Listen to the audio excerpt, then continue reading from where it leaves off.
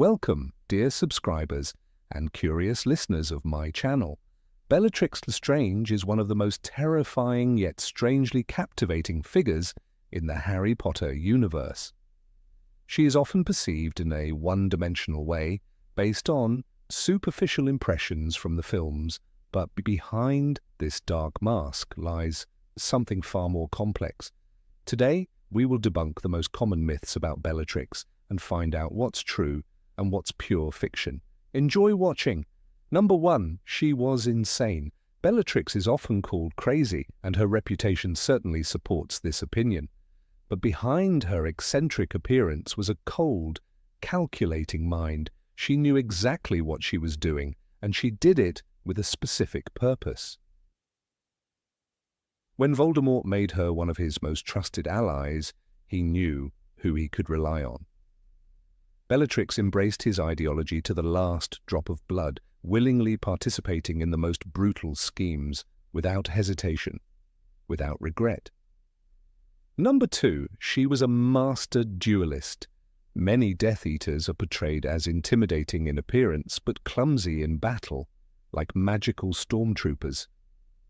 But Bellatrix was an exception. Her dueling skills were truly outstanding. The films leave much out, but in the books, she fought simultaneously against Hermione, Ginny, and Luna, and held her own. Not only did she remain calm in battle, but she could fight several powerful opponents at once. Number 3, she was beautiful. Bellatrix, portrayed by Helena Bonham Carter in the films, has charisma, even a certain wild attractiveness. But the Bellatrix from the books looks completely different. After 15 years in Azkaban, her face became withered, her features sharp and terrifying. Imprisonment and constant exposure to Dementors left their mark. Once a woman of noble birth, accustomed to luxury, she transformed into the embodiment of fear, not just in her behavior, but in her appearance. Number 4. She had a daughter. Those familiar only with the original books or films may not know that Bellatrix had a child. And the father wasn't Rodolphus Lestrange, but the Dark Lord himself. In the play Harry Potter and the Cursed Child, it's revealed that between the events of Order of the Phoenix and the end of Half-Blood Prince, Bellatrix gave birth to a daughter named Delphi, the result of her unwavering devotion to Voldemort. Number 5, she was one of the few women among the Death Eaters. At first glance, it might seem that there were many women among the Death Eaters, but that's not the case. In the canon, only 2 women officially held this title, Bellatrix and Alecto Caro. Even her sister Narcissa wasn't an official member. Bellatrix had to fight her way up in a male-dominated, violent world, proving her strength and loyalty far more ruthlessly than most. Number 6. Voldemort was her only attachment. Yes, her feelings for Voldemort were unquestionable, but that doesn't mean she was incapable of forming other attachments. One surprising example, the house elf Kreacher. Bellatrix was kind to him, a rarity among wizards of her circle. Kreacher even kept a photograph of Bellatrix by his bed, which was a clear sign of affection from her. This is a rare and strangely human gesture in her otherwise terrifying character. Number 7, she knew the truth about Voldemort's bloodline and accepted it. The Dark Lord built his ideology on the supremacy of purebloods despite being a half-blood himself. Many see this as proof of his hypocrisy, but for Bellatrix it simply didn't matter. She knew the truth, but her devotion was so deep that Voldemort's ancestry held no weight for her. She followed him not because of his blood, but because of his power and beliefs. Number 8. She was ruthless, only toward her enemies. Many believe that Bellatrix Lestrange's ruthlessness was reserved only for her enemies. However, her cruelty extended beyond the battlefield. She showed no mercy even to those who were supposed to be closest to her. Her relationship with her husband, Rodolphus Lestrange, was cold and distant. They shared no warmth, no real connection. In Harry Potter, and the Order of the Phoenix, it's clear that Bellatrix's devotion to Voldemort overshadowed any emotional bond she might have had with her spouse. Rodolphus was a mere pawn in her obsessive loyalty to the book-tea. Dark Lord. She showed him no compassion, and her willingness to sacrifice him for Voldemort's cause proves just how little regard she had for her own family. Her relationship with her sister, Narcissa Malfoy, was equally strained. Although they were family, Bellatrix could not afford to let emotions cloud her allegiance to Voldemort. In Harry Potter and the Half-Blood Prince, when Narcissa's loyalty is questioned, Bellatrix mocks her sister's concern for her son, Draco. She could not understand Narcissa's maternal instincts. For Bellatrix, there was only one loyalty that mattered, and that was to Voldemort. The bitterness and distance between the sisters revealed just how far Bellatrix's cruelty went. She could be cold even in the most intimate relationships, willing to push away anyone who threatened her singular devotion to the Dark Lord. This makes her even more terrifying, a woman who valued power over family, love, or connection. Number 9, Bellatrix was invincible. Bellatrix Lestrange was often seen as invincible, a powerful and skilled fighter who could take on multiple opponents without hesitation. But the reality was different. Her fear of losing control or being outmatched was one of her weaknesses. In the Battle of Hogwarts, when she faces Harry, Hermione, and Ginny, her supposed invincibility begins to unravel. Instead of maintaining her usual composure, Bellatrix lets her fury take over. She becomes reckless, driven by rage and her blind devotion to Voldemort. As she duels with Hermione, her anger clouds her judgment, and she becomes more emotional and less strategic. This loss of control is what ultimately leads to her downfall. In Harry Potter and the Deathly Hallows, Bellatrix's pride and fury consume her during the final battle. At one point, she taunts Ginny and tries to engage in a brutal duel, but her frustration grows as she faces young witches who challenge her. She no longer fights with the cold calculation that once made her so dangerous. Her inability to control her emotions and maintain her focus ultimately weakens her, and in the chaos of the battle, she is overcome.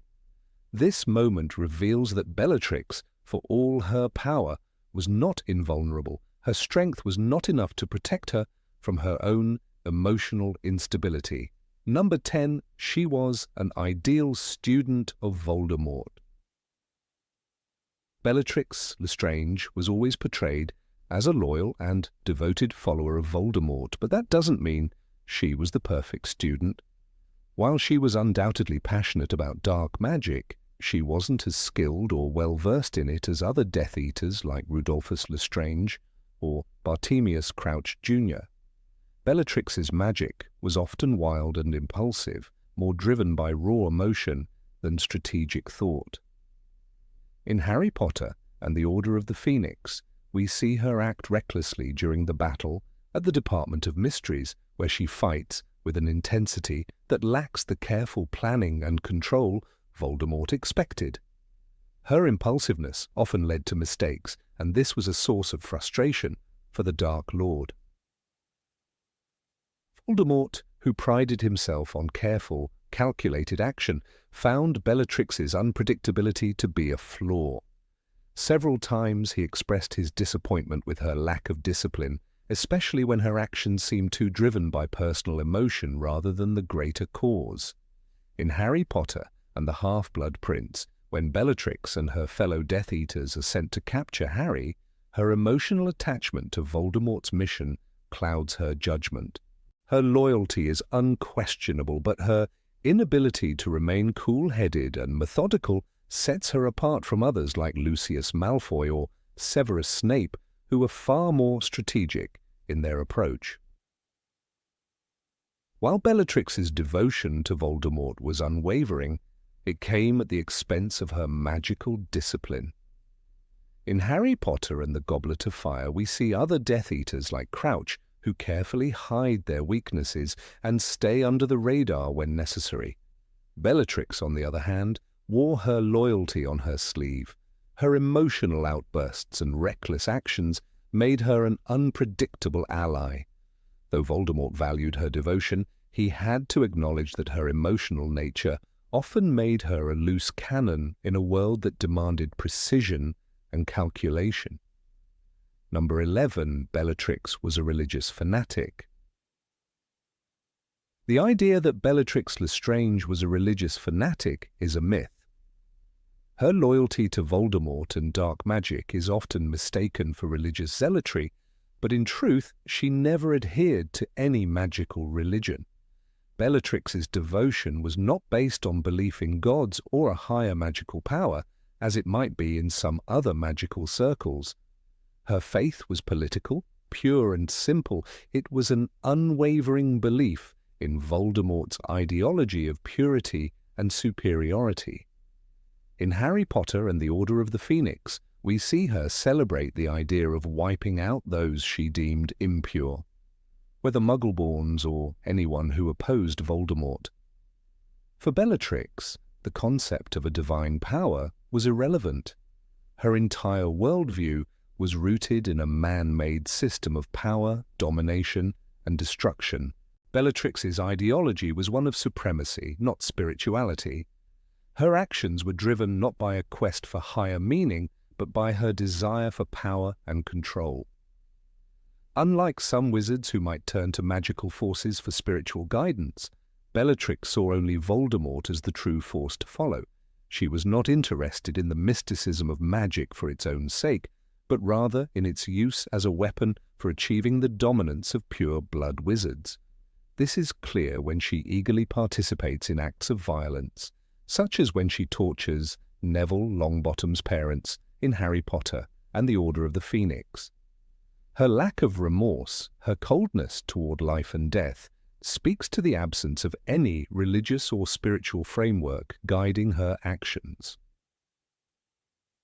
There is no higher moral authority for Bellatrix, only the will of Voldemort. Her detachment from any form of spiritual belief is what makes her a frightening and tragic character. She does not engage with magic in a way that seeks enlightenment or understanding. Instead, her magic is a tool, one to enforce control, to punish, and to destroy. Bellatrix's cold, emotionless approach to life and death is evident throughout the series. Her obsession with power and her willingness to commit atrocities is driven solely by her blind loyalty to Voldemort's twisted vision. She was not a fanatic in the religious sense, but a fanatic in her political and ideological adherence to a man who promised her the power she craved. Number 12. She was happy in her life. The idea that Bellatrix Lestrange was happy in her life is a myth. Her life, though filled with power and influence, was driven by fear, loneliness, and desperation. She craved approval and love, something she never truly received. Even with her closeness to Voldemort, her existence was far from fulfilling. The more power she gained, the more empty she felt. Her relationships with her husband Rodolphus and her sister, Narcissa, were distant and cold. It's clear in Harry Potter and the Order of the Phoenix that Bellatrix's attachment to Voldemort was not just about loyalty, it was about filling the void in her life that no one else could. She wasn't satisfied by the title of Death Eater or by her actions. She was searching for something deeper, something she couldn't find in her own family. Her marriage to Rodolphus Lestrange, for example, was far from a loving union. There is little evidence that their relationship was anything more than a political alliance. Bellatrix's relationship with him lacked the intimacy or warmth that one would expect in a marriage. She was emotionally absent, absorbed entirely by her devotion to Voldemort. Rodolphus in Harry Potter and the Deathly Hallows does not seem to share the same intensity of feeling for her. Instead, he appears indifferent to her fanaticism as if he, too, is lost in his own disillusionment. Bellatrix's isolation is reflected in how little we hear of her connection to him. Their marriage seems more like a distant formality than a true bond. Even Bellatrix's relationship with her sister Narcissa was strained. In Harry Potter and the Half-Blood Prince, Bellatrix mocks Narcissa's concern for her son, Draco, and criticizes her for being weak. Their interaction highlights the coldness Bellatrix had for anyone who didn't share her fanaticism. Narcissa, on the other hand, was far more pragmatic and protective of her family, showing the contrasting values between the two sisters. While Bellatrix desired power above all, Narcissa sought safety and love, leaving Bellatrix feeling misunderstood and alone. Bellatrix could not relate to Narcissa's more nurturing side, which only deepened her sense of alienation. Her entire existence was shaped by her devotion to Voldemort, yet even that devotion did not bring her the happiness she sought. Instead, it fed her inner emptiness. She was a woman who could command fear and respect, yet she could not command love or connection. The more she sacrificed for Voldemort, the more she pushed away the possibility of ever finding fulfillment. Bellatrix's life was not a happy one. It was one marked by desperate striving for approval, fear of inadequacy, and an overwhelming loneliness that no amount of power or devotion could ever fill. Number 13, Bellatrix was the only woman Voldemort relied on. Many believe Bellatrix Lestrange was the only woman Voldemort ever trusted, but this is far from the truth. While Bellatrix was undoubtedly one of his most loyal and fanatical followers, she wasn't the only woman in his inner circle. Narcissa Malfoy, though not a Death Eater, played a critical role in Voldemort's plans. She wasn't as overtly devoted as Bellatrix, but she was no less valuable. In fact, when her son Draco was ordered to kill Dumbledore, it was Narcissa who, in a quiet act of defiance, lied to Voldemort about Draco's success. She did this to protect her son, and this act of subtle resistance had a lasting impact on the Dark Lord's downfall. Narcissa's relationship with Voldemort was far more complex than Bellatrix's. Unlike Bellatrix, who wore her loyalty as a badge of honor, Narcissa operated from the shadows. She had a mother's love for her son, which, though it didn't align with Voldemort's ideals, ultimately led to her playing a key part in turning the tide of the war. She didn't wield a wand in battle as Bellatrix did, but her choice to save Draco from a fate dictated by Voldemort's cruel command was just as significant. Narcissa may not have been as brutal or obsessive as Bellatrix, but she had an essential role to play in the ultimate collapse of Voldemort's regime. Voldemort's trust in Narcissa was clear when he turned to her after Draco's failure. In Harry Potter and the Half-Blood Prince, it's revealed that Narcissa was given a direct connection to Voldemort through Severus Snape, and her loyalty, although more understated, was just as critical. Her role in hiding the truth from Voldemort during the Battle of Hogwarts was instrumental. When she asked Harry if Draco was still alive, it was a silent declaration of her quiet resistance to Voldemort's demands. She wasn't the warrior Bellatrix was, but her subtle defiance proved that she was just as much a part of Voldemort's life. Bellatrix, of course, remained the most overtly loyal of the women in Voldemort's circle. She revelled in the violence and terror that came with serving him. Her devotion was fierce and unrelenting, and she would do anything for her Dark Lord. But Voldemort wasn't blind to the value of those who could work in the shadows. Narcissa's subtlety, her motherly instincts, and her eventual rebellion in protecting her son were just as important as Bellatrix's fierce loyalty. Voldemort trusted both women, though in different ways. Bellatrix with her relentless ferocity, and Narcissa with her quiet, decisive actions, each played a unique role in the battle for power. Number 14, she was an ideal mother to Delphi. In Harry Potter and the Cursed Child, we learn that Bellatrix Lestrange had a daughter named Delphi. But to call Bellatrix a devoted mother is a myth. Her love for Delphi was not the warmth and tenderness most mothers feel for their children. Bellatrix's true devotion was reserved for one person only, Voldemort. She was so consumed by her loyalty to the Dark Lord that any maternal instincts she might have had were secondary to her obsession with his cause. Delphi was nothing more than a symbol of Bellatrix's unwavering allegiance. The child's birth was not a sign of a mother's love, but rather a twisted consequence of Bellatrix's desperate desire to serve Voldemort. Their relationship was cold, distant, and absent of affection. The only thing Bellatrix could offer her daughter was a connection to the Dark Lord, not a mother's care. Delphi, growing up with this lack of nurturing, was shaped by the very same darkness that Bellatrix had devoted her life to. The absence of warmth in their bond is evident in Delphi's own actions. She does not remember her mother with any tenderness. Instead, her thoughts are consumed by the dark legacy of her parents, especially her father, Voldemort. Bellatrix, in her single-minded pursuit of power, left Delphi to grow up in a world full of cruelty, never once questioning if that was the right environment for her child. In fact, Bellatrix's devotion to Voldemort would have led her to sacrifice Delphi without hesitation if it served his purposes. The idea of protecting her daughter for the sake of her own love was foreign to her. Bellatrix was the kind of person who viewed everything, even her own flesh and blood, as a means to an end.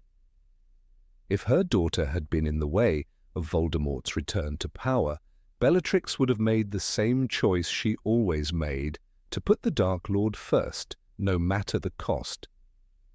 The relationship between mother and daughter wasn't based on love, but on Bellatrix's need to prove her worth to Voldemort, the only true figure of importance in her life.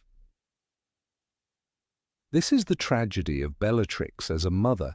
She couldn't love her daughter in the way that most people would expect, because her heart was not capable of true affection. Her love was a twisted, destructive force, focused only on the darkness of Voldemort's ideology. She never saw Delphi as a person, but as a tool in the grand scheme of Voldemort's return. Bellatrix's obsession with him blinded her to the needs of her own flesh and blood, and in the end, Delphi became yet another tragic casualty of Bellatrix's fanatical devotion. Number 15, she hated Harry Potter solely because of his opposition to Voldemort. Bellatrix Lestrange, one of the most notorious and feared Death Eaters in the Harry Potter universe, harbored an intense hatred for Harry Potter. However, the depth of her animosity was not simply born out of his role in the destruction of Lord Voldemort.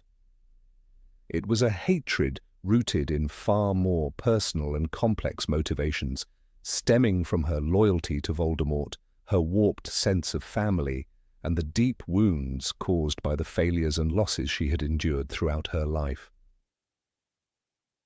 At first glance, it seemed clear that Bellatrix despised Harry Potter because of his ultimate role in the downfall of Voldemort.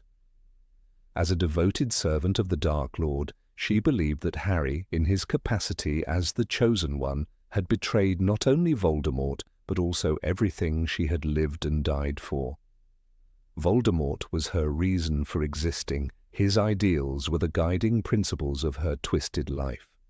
His downfall, as orchestrated by Harry, shattered Bellatrix's worldview and turned her hatred into a consuming obsession. She saw Harry as the embodiment of everything that had led to Voldemort's defeat, an insult to the very core of her beliefs. However, Bellatrix's hate for Harry went beyond the simple matter of loyalty to Voldemort. Her hatred was a complex, multifaceted emotion compounded by a feeling of betrayal and loss. To her, Harry was not just the boy who had survived Voldemort's curse, but a living symbol of everything she had lost in her life. Harry's survival, his resilience, and his triumph over her master were unforgivable in her eyes, and this would prove to be her undoing. She blamed Harry not just for the death of Voldemort, but for the collapse of everything she had ever known. The moment she saw Harry standing over the broken body of Voldemort during the final battle, something snapped within her, and she knew without a doubt that he had to die. Her hatred was further fueled by the way Harry's life intertwined with that of her family, particularly her blood relatives.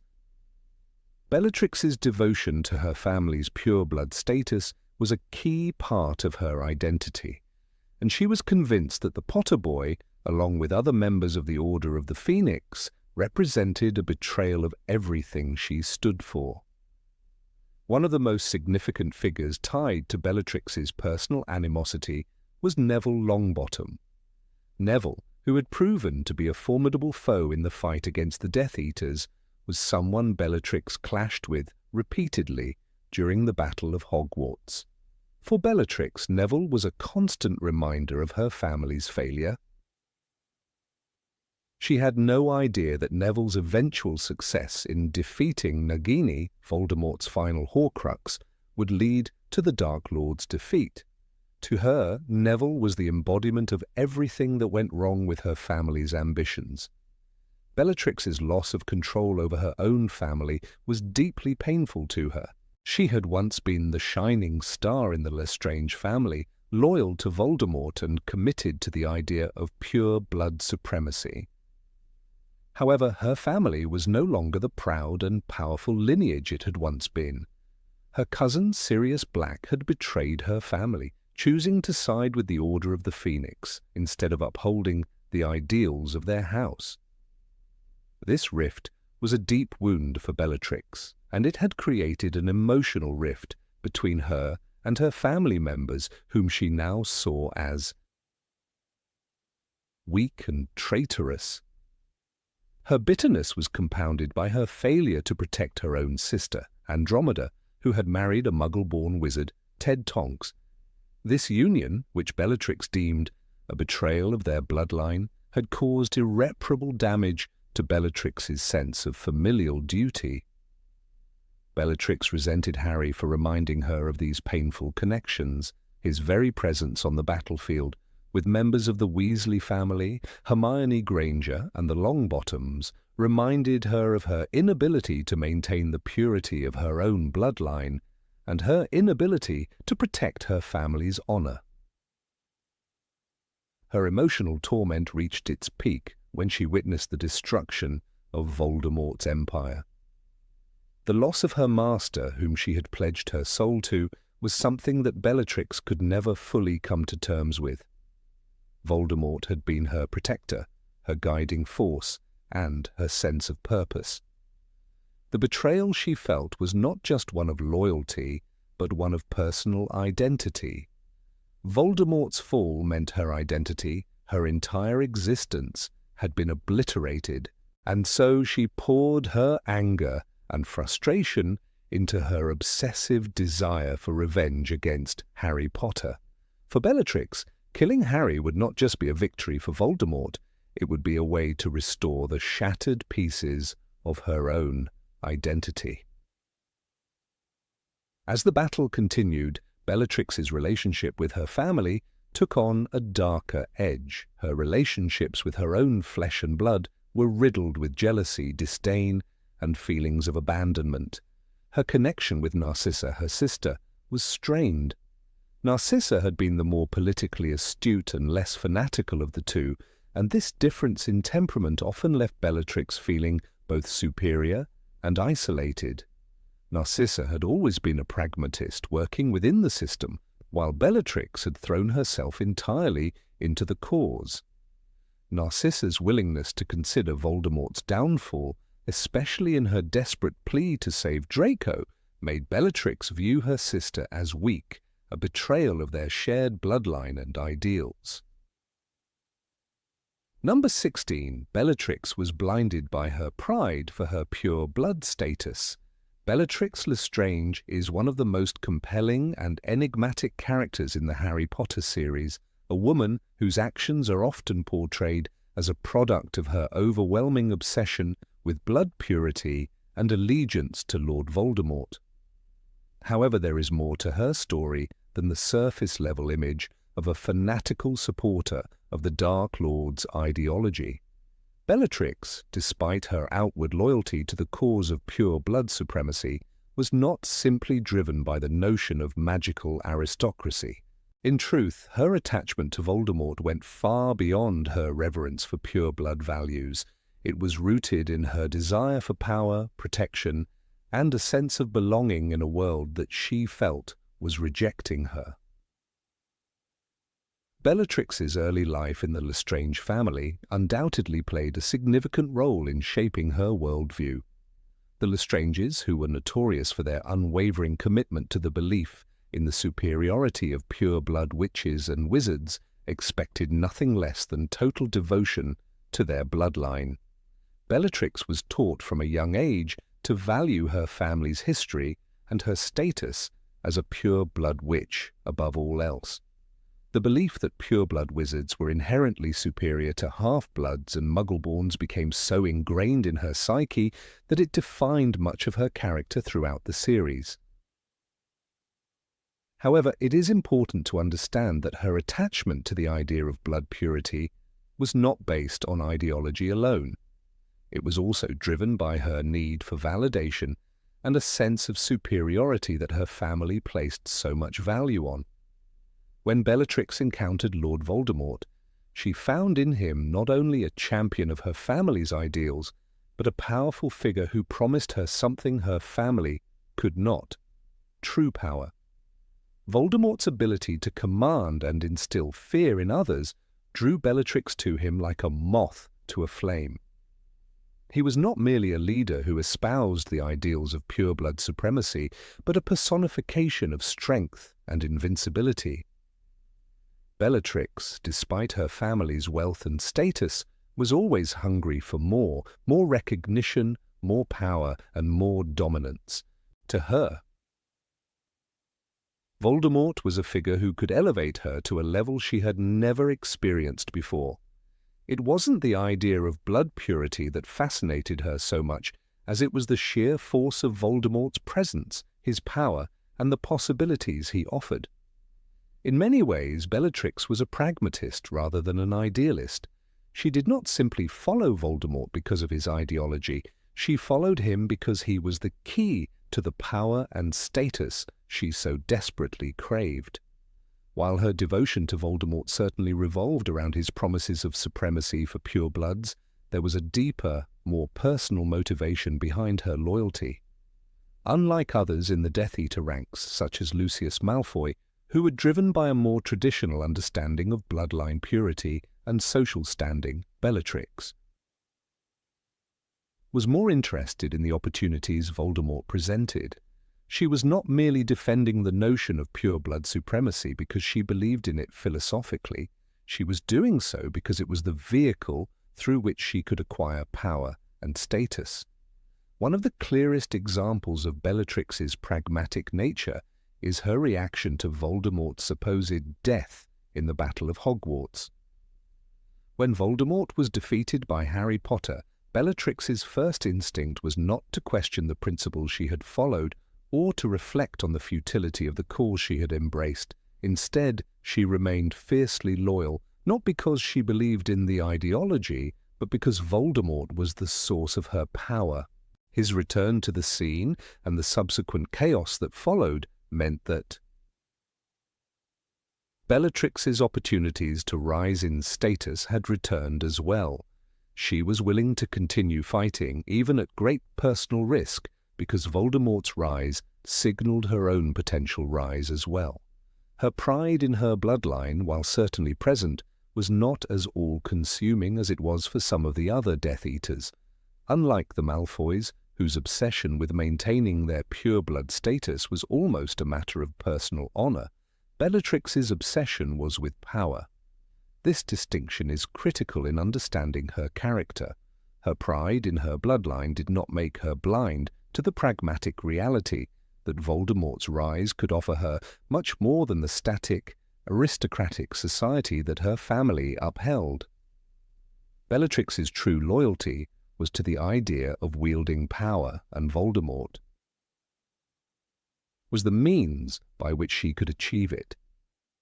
It is clear that Bellatrix's actions were driven by her unyielding desire to prove herself, to claim her place in a world that continually looked down on her despite her pure blood status. Her willingness to follow Voldemort, even after his return from death, reveals the depths of her determination to place herself at the forefront of the magical world. When others were faltering in their loyalty, Bellatrix stood firm because her relationship with Voldemort had less to do with ideology than with a quest for power and influence. She had built her identity around the Dark Lord's rise, and she was prepared to sacrifice anything, family, life, or ideals, to see his victory and, by extension, her own. Bellatrix's devotion to Voldemort, while seemingly rooted in her bloodline, was ultimately a manifestation of her ambition. Her love for Voldemort was not the love of an ideological disciple, but the love of a woman who saw in him the chance to escape the limitations of her birth and the oppressive expectations of her family. She was not driven by a belief in the inherent superiority of pure-blood wizards, but by her desire to escape the suffocating confines of aristocratic tradition and become something more. Number 17, Bellatrix was ruthless toward her enemies, but not her allies. There's a misconception that Bellatrix Lestrange, one of Voldemort's most notorious followers, was a woman who reserved her cruelty solely for her enemies while showing care and loyalty to her fellow Death Eaters. This false narrative tends to paint her as an embodiment of unwavering loyalty to Voldemort, but only a villain toward the unfaithful and the weak. However, in reality, Bellatrix's relationships with her fellow Death Eaters were far from ideal, and her sense of superiority often placed her at odds with them. She was not just ruthless to her enemies, but to those who were supposed to be her closest allies. Her cruelty extended beyond her actions in battle. It seeped into every corner of her interactions, including her relationships within the Death Eater ranks. She wasn't a woman who could be trusted for empathy, loyalty, or mutual respect, not even by her own. Bellatrix's sense of self-importance was staggering. She saw herself as Voldemort's right hand, the epitome of his ideals. She was a fanatic, but not in a manner that allowed her to see her fellow Death Eaters as equals. Instead, she often viewed them as lesser beings, mere tools in Voldemort's grand design. This belief was clear in the way she treated those around her. Her relationship with her husband, Rodolphus Lestrange, is a clear example of this dismissive attitude. While their marriage may have been built on a shared belief in Voldemort's cause, Bellatrix's disregard for her husband's feelings is evident throughout her actions. She was, in her mind, the true embodiment of his ideals, and that made her far more significant than anyone else. Her arrogance and sense of superiority were further illustrated by her treatment of Barty Crouch Jr., another member of the Death Eaters. While Crouch was undoubtedly loyal to Voldemort, Bellatrix made it clear that she viewed him as inferior. In fact, she often belittled him, considering him to be a mere pawn in Voldemort's larger game. She was not hesitant to remind him, and others, that her position within the Dark Lord's inner circle was one of importance and unmatched loyalty. Bellatrix held herself in such high esteem that she dismissed Crouch's devotion to Voldemort as lesser, a sentiment that further isolated her from her fellow Death Eaters. She was not willing to see them as equals or allies. Instead, she saw herself as a leader above them all, to be respected but not truly loved. This dynamic was also visible in Bellatrix's interactions with other Death Eaters. where she exhibited a total disregard for anyone she deemed weaker or less loyal.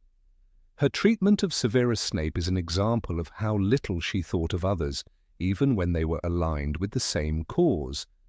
While Snape was, in his own right, a master manipulator and an indispensable part of Voldemort's army, Bellatrix couldn't help but demean him. She was quick to dismiss his loyalty, and her public mockery of him served as a reminder of how she felt about those who did not measure up to her own standards. For Bellatrix, loyalty to Voldemort wasn't just about commitment to the cause, it was about a personal relationship with the Dark Lord, a relationship that made her feel above all others. Even within the circle of the most trusted Death Eaters, Bellatrix's high-handedness and disdain were apparent. Her relationship with her cousin Narcissa Malfoy also reveals the extent to which Bellatrix valued herself above others. While Narcissa, as a member of the Black family, shared much of the same ideology, Bellatrix often looked down on her for her perceived weakness, particularly her attachment to her son, Draco, and her reluctance to fully embrace Voldemort's mission. Narcissa's desire to protect Draco, even if it meant defying Voldemort, was something that Bellatrix could not understand, and this difference in values drove a wedge between them. Bellatrix had no patience for any weakness, even if that weakness came from a place of love or familial concern. This, too, is a manifestation of her cruelty, not only toward her enemies, but also toward her kin. Bellatrix's willingness to sacrifice others for her own benefit further demonstrates her heartlessness in all aspects of her life, including her relationships. She was never above using people for her own advancement, nor did she hesitate to cast them aside when they no longer served her purposes. When she was in the position to make decisions, her actions were motivated by her personal connection to Voldemort and her desire to remain in his favor. This self-serving nature became particularly clear when Bellatrix was involved in the torture of Neville Longbottom's parents, Alice and Frank. It's a well-known fact that Bellatrix took great pleasure in inflicting pain, but what's often overlooked is the fact that she saw this act as a means of further proving her devotion to Voldemort, even if it meant abandoning the idea of solidarity with her fellow Death Eaters. Her involvement in the torture of the Longbottoms also sheds light on her disregard for the lives of others, especially those who weren't directly connected to her. Bellatrix didn't hesitate to ruin the lives of innocent people in the name of Voldemort, seeing their suffering as nothing more than collateral damage. In fact, it seemed to fuel her sense of superiority. She was willing to sacrifice others, be they enemies or allies, if it meant maintaining her standing within the Dark Lord's inner circle. Her loyalty to Voldemort was never about love for others. It was about securing her own place in his world, a world where she was untouchable and invincible. Number 18, Bellatrix was a leader among the Death Eaters. Bellatrix Lestrange, a name synonymous with devotion and madness, remains one of the most compelling figures within the dark, twisted world of the Death Eaters. While many fans of the Harry Potter series perceive her as one of Voldemort's top lieutenants, there is a misconception about the extent of her leadership within the ranks. Though she was undeniably one of his most trusted and loyal followers, her role was not that of a leader, nor did she hold the strategic or political power that figures like Alecto Carrow or Bartemius Crouch Jr. did. Her strength lay not in command, but in her singular, fanatical devotion to Voldemort, albeit devotion that overshadowed the roles played by others. Bellatrix's allegiance to Voldemort was unwavering, almost religious in its fervor. She was not someone who sought power for herself, nor was she interested in personal gain. Instead, she lived to serve him, often in the most extreme ways. This blind loyalty made her one of the most dangerous members of the Death Eaters, but it also trapped her in a position that didn't require leadership in the traditional sense. Instead of organizing attacks or plotting complex strategies, she was the embodiment of the fanatic soldier, ready to follow any command without hesitation. Her role among the Death Eaters was less about tactical leadership and more about her willingness to do whatever was necessary to further Voldemort's goals. This was most evident in her actions during the First and Second Wizarding Wars. While others, like Severus Snape or Lucius Malfoy, held positions of influence, Bellatrix's power was rooted in her loyalty and her unshakable belief that she was serving a higher cause. Her actions were motivated by a desire to please Voldemort, and in many ways she was the perfect symbol of the fanatical, unquestioning follower. In fact, Bellatrix's leadership was never about strategy or politics. It was about being the most zealous, the most willing to take risks, and the most willing to sacrifice everything for Voldemort's cause. Unlike characters such as Lucius Malfoy, who was involved in the political maneuverings of the wizarding world, Bellatrix had no interest in wealth, status, or social standing. Her only desire was to be close to her Dark Lord, to serve him with unwavering loyalty. This made her a powerful symbol within the Death Eater ranks, but not a traditional leader. It is easy to forget that Bellatrix's first major role in the series was as an enforcer rather than a strategist. Her fanatical devotion to Voldemort made her the ideal choice for the Dark Lord's most ruthless tasks. She was the one who tortured Alice and Frank Longbottom to insanity, and she was the one who gleefully participated in the torment of others, her sense of joy and satisfaction in others' suffering marking her as one of the most terrifying of Voldemort's followers. But these acts, while horrific, were not born out of leadership ambition. Instead, they were born out of a desire to prove her loyalty, to show Voldemort just how far she was willing to go to earn his favor. In contrast to characters like Bellatrix, who were more emotionally driven by loyalty, others within the Death Eater ranks held more practical leadership roles. Alecto Carrow, for instance, was given a position at Hogwarts during the final rise of Voldemort, tasked with teaching the students to obey the Death Eater ideology. Carrow's role, though brutal, had more to do with influence and the manipulation of future generations, rather than blind devotion to Voldemort. Bellatrix, while certainly a powerful figure, was never given such a task. She didn't hold sway over the minds of young witches and wizards. Instead, she was a symbol of Voldemort's wrath, a figurehead perhaps of his ideology, but not of his grand strategy. Bellatrix's relationship with Voldemort also provides insight into her place within the Death Eaters. It was clear that he held her in high regard, but not because she was a leader. He trusted her with certain missions, yes, but it was her unwavering obedience, rather than her intelligence or cunning, that earned her this trust. In fact, Bellatrix's relationship with her fellow Death Eaters was often one of jealousy and competition.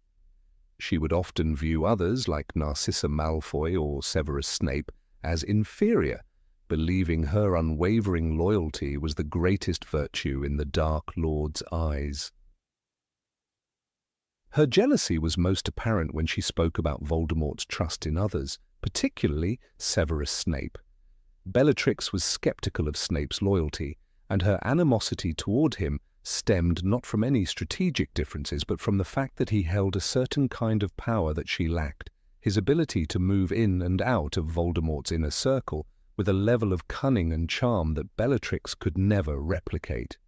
Bellatrix, on the other hand, could not be anything other than a blunt instrument in Voldemort's hands. She lacked subtlety and finesse, qualities that others in the Death Eater ranks used to manipulate situations to their advantage. Her loyalty was both her greatest strength and her greatest weakness, and it kept her from ever truly rising to a position of leadership within the ranks of the Death Eaters. Furthermore, Bellatrix's lack of political or military power made her an unusual figure among the Death Eaters. Unlike figures like Lucius Malfoy, who had connections and influence within the Ministry of Magic, or even Bartemius Crouch Jr., who had deep knowledge of the inner workings of the Ministry, Bellatrix had no political capital. She had no ambition to manipulate the system or climb the social ladder. Her loyalty to Voldemort was all-consuming, and as a result she never pursued any other forms of power. Her role was singular. She was a loyal servant, a weapon of destruction in the Dark Lord's war. She did not play the game of politics that others like Malfoy or Crouch did, and this isolation from the political machinery of the wizarding world kept her from ever becoming a true leader within the Death Eaters. Bellatrix's role in the Battle of Hogwarts was a perfect example of her inability to lead. While she was fiercely loyal and undeniably dangerous, she lacked the strategic mind to lead the Death Eaters to victory. Her fight with Molly Weasley, for example, was one of emotional intensity, driven by her fanatical hatred for the Weasley family rather than any tactical purpose. She was not fighting to win the war, but rather fighting to satisfy her own emotional needs, to exact revenge on those she saw as enemies. This lack of strategic thinking and focus on personal vendettas is a stark contrast to figures like Lucius Malfoy, who, while still a follower, understood the bigger picture and acted accordingly. Bellatrix's death further highlights her position within the Death Eater ranks, while others, like Voldemort, met their end as a result of grand, strategic failures. Bellatrix died in a moment of fury and desperation. She was killed by Molly Weasley, a mother fighting for her children, in a final confrontation that emphasized Bellatrix's inability to see the broader picture of the war. Bellatrix's demise was not the result of a grand strategy or a political misstep. It was the result of her unchecked emotional outbursts and her obsession with personal revenge. Despite her devotion, Bellatrix Lestrange was never a leader among the Death Eaters.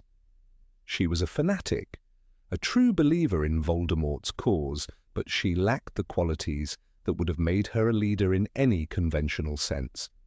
Her loyalty was unquestionable, but it was also her downfall. She was a tool of destruction, a figurehead of Voldemort's ideology, but not the mastermind behind his plans. In the end, Bellatrix's role in the Death Eater ranks was symbolic.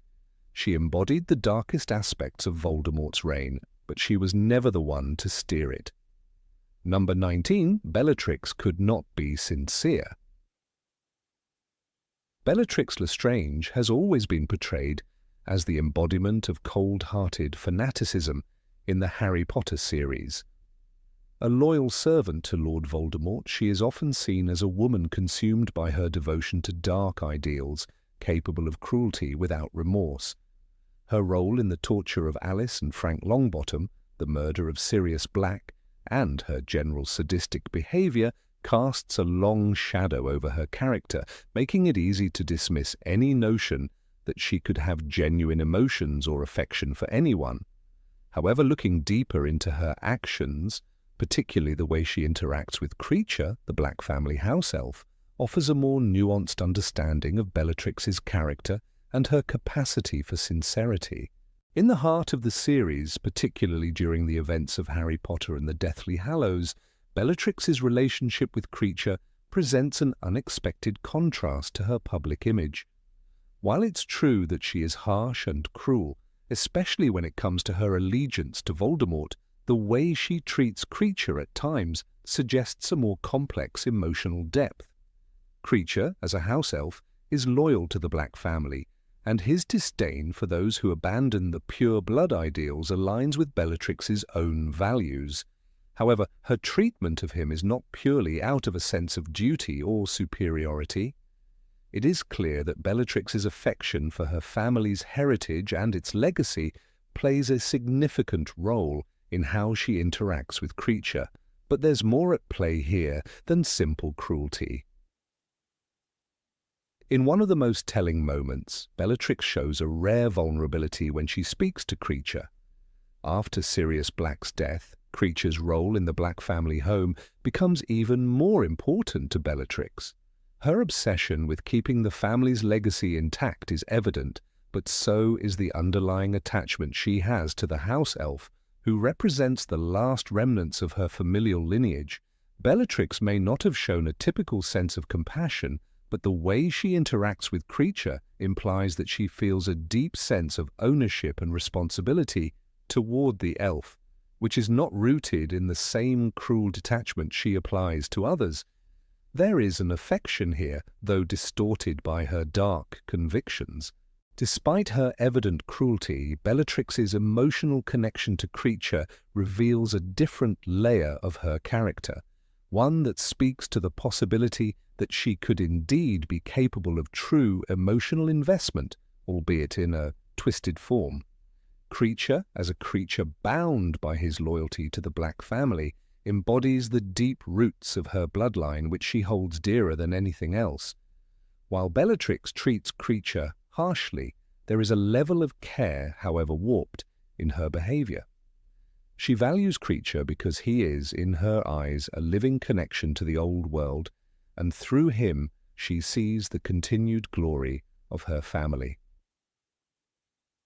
While it is far from the type of compassion most would expect, this is an instance where Bellatrix's emotions, such as they are, manifest in the care and attention she gives to the house elf.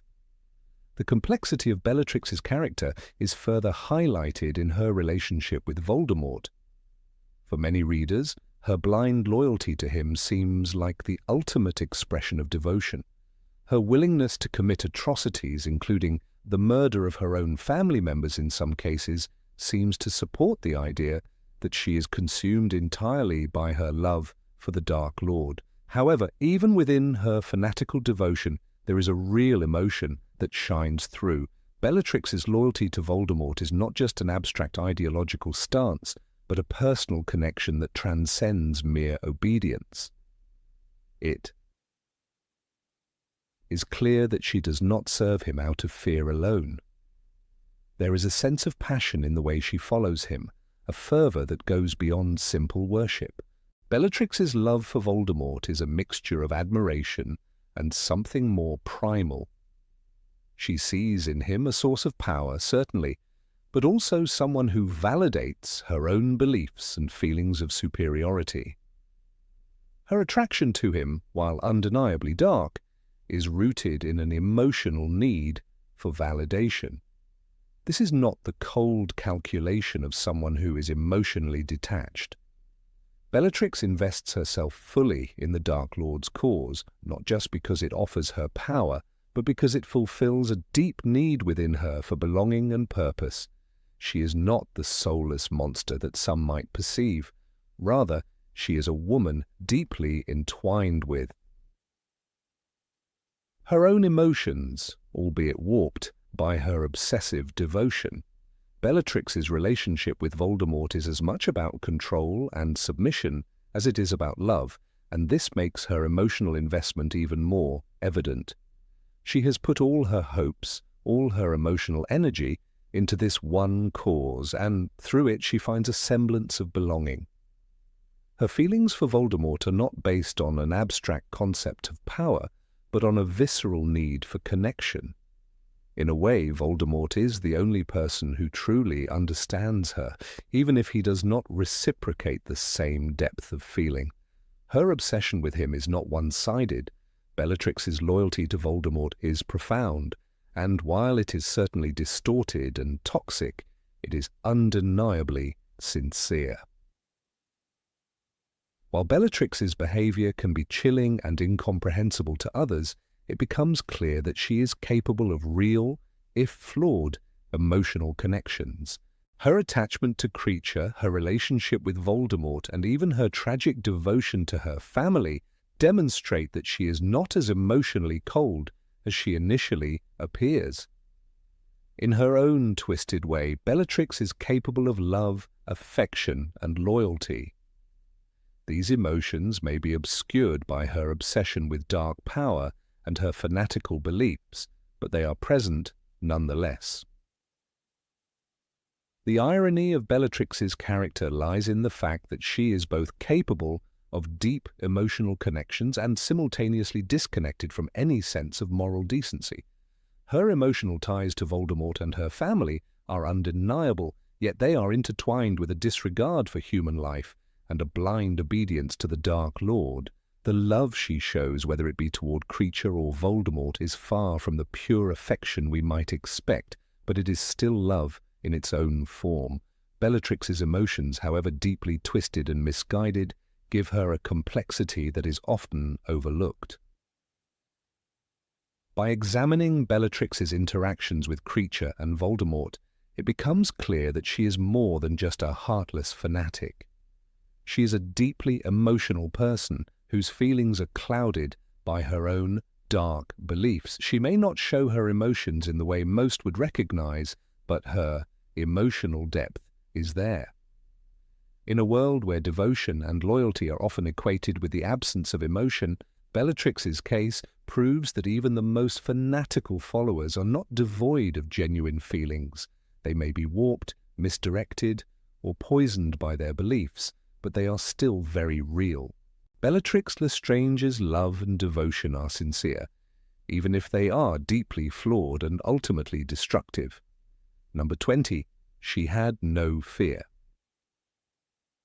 Bellatrix Lestrange, a name that conjures images of terror and madness, is often painted as an embodiment of fearlessness, a figure who lives without hesitation and is immune to the emotions that bind lesser wizards. Yet behind that fierce exterior, Bellatrix harbored a deeply buried fear, one that she went to great lengths to conceal. This fear, far from diminishing her as a villain, shaped her actions, making her a more complex and tragic character.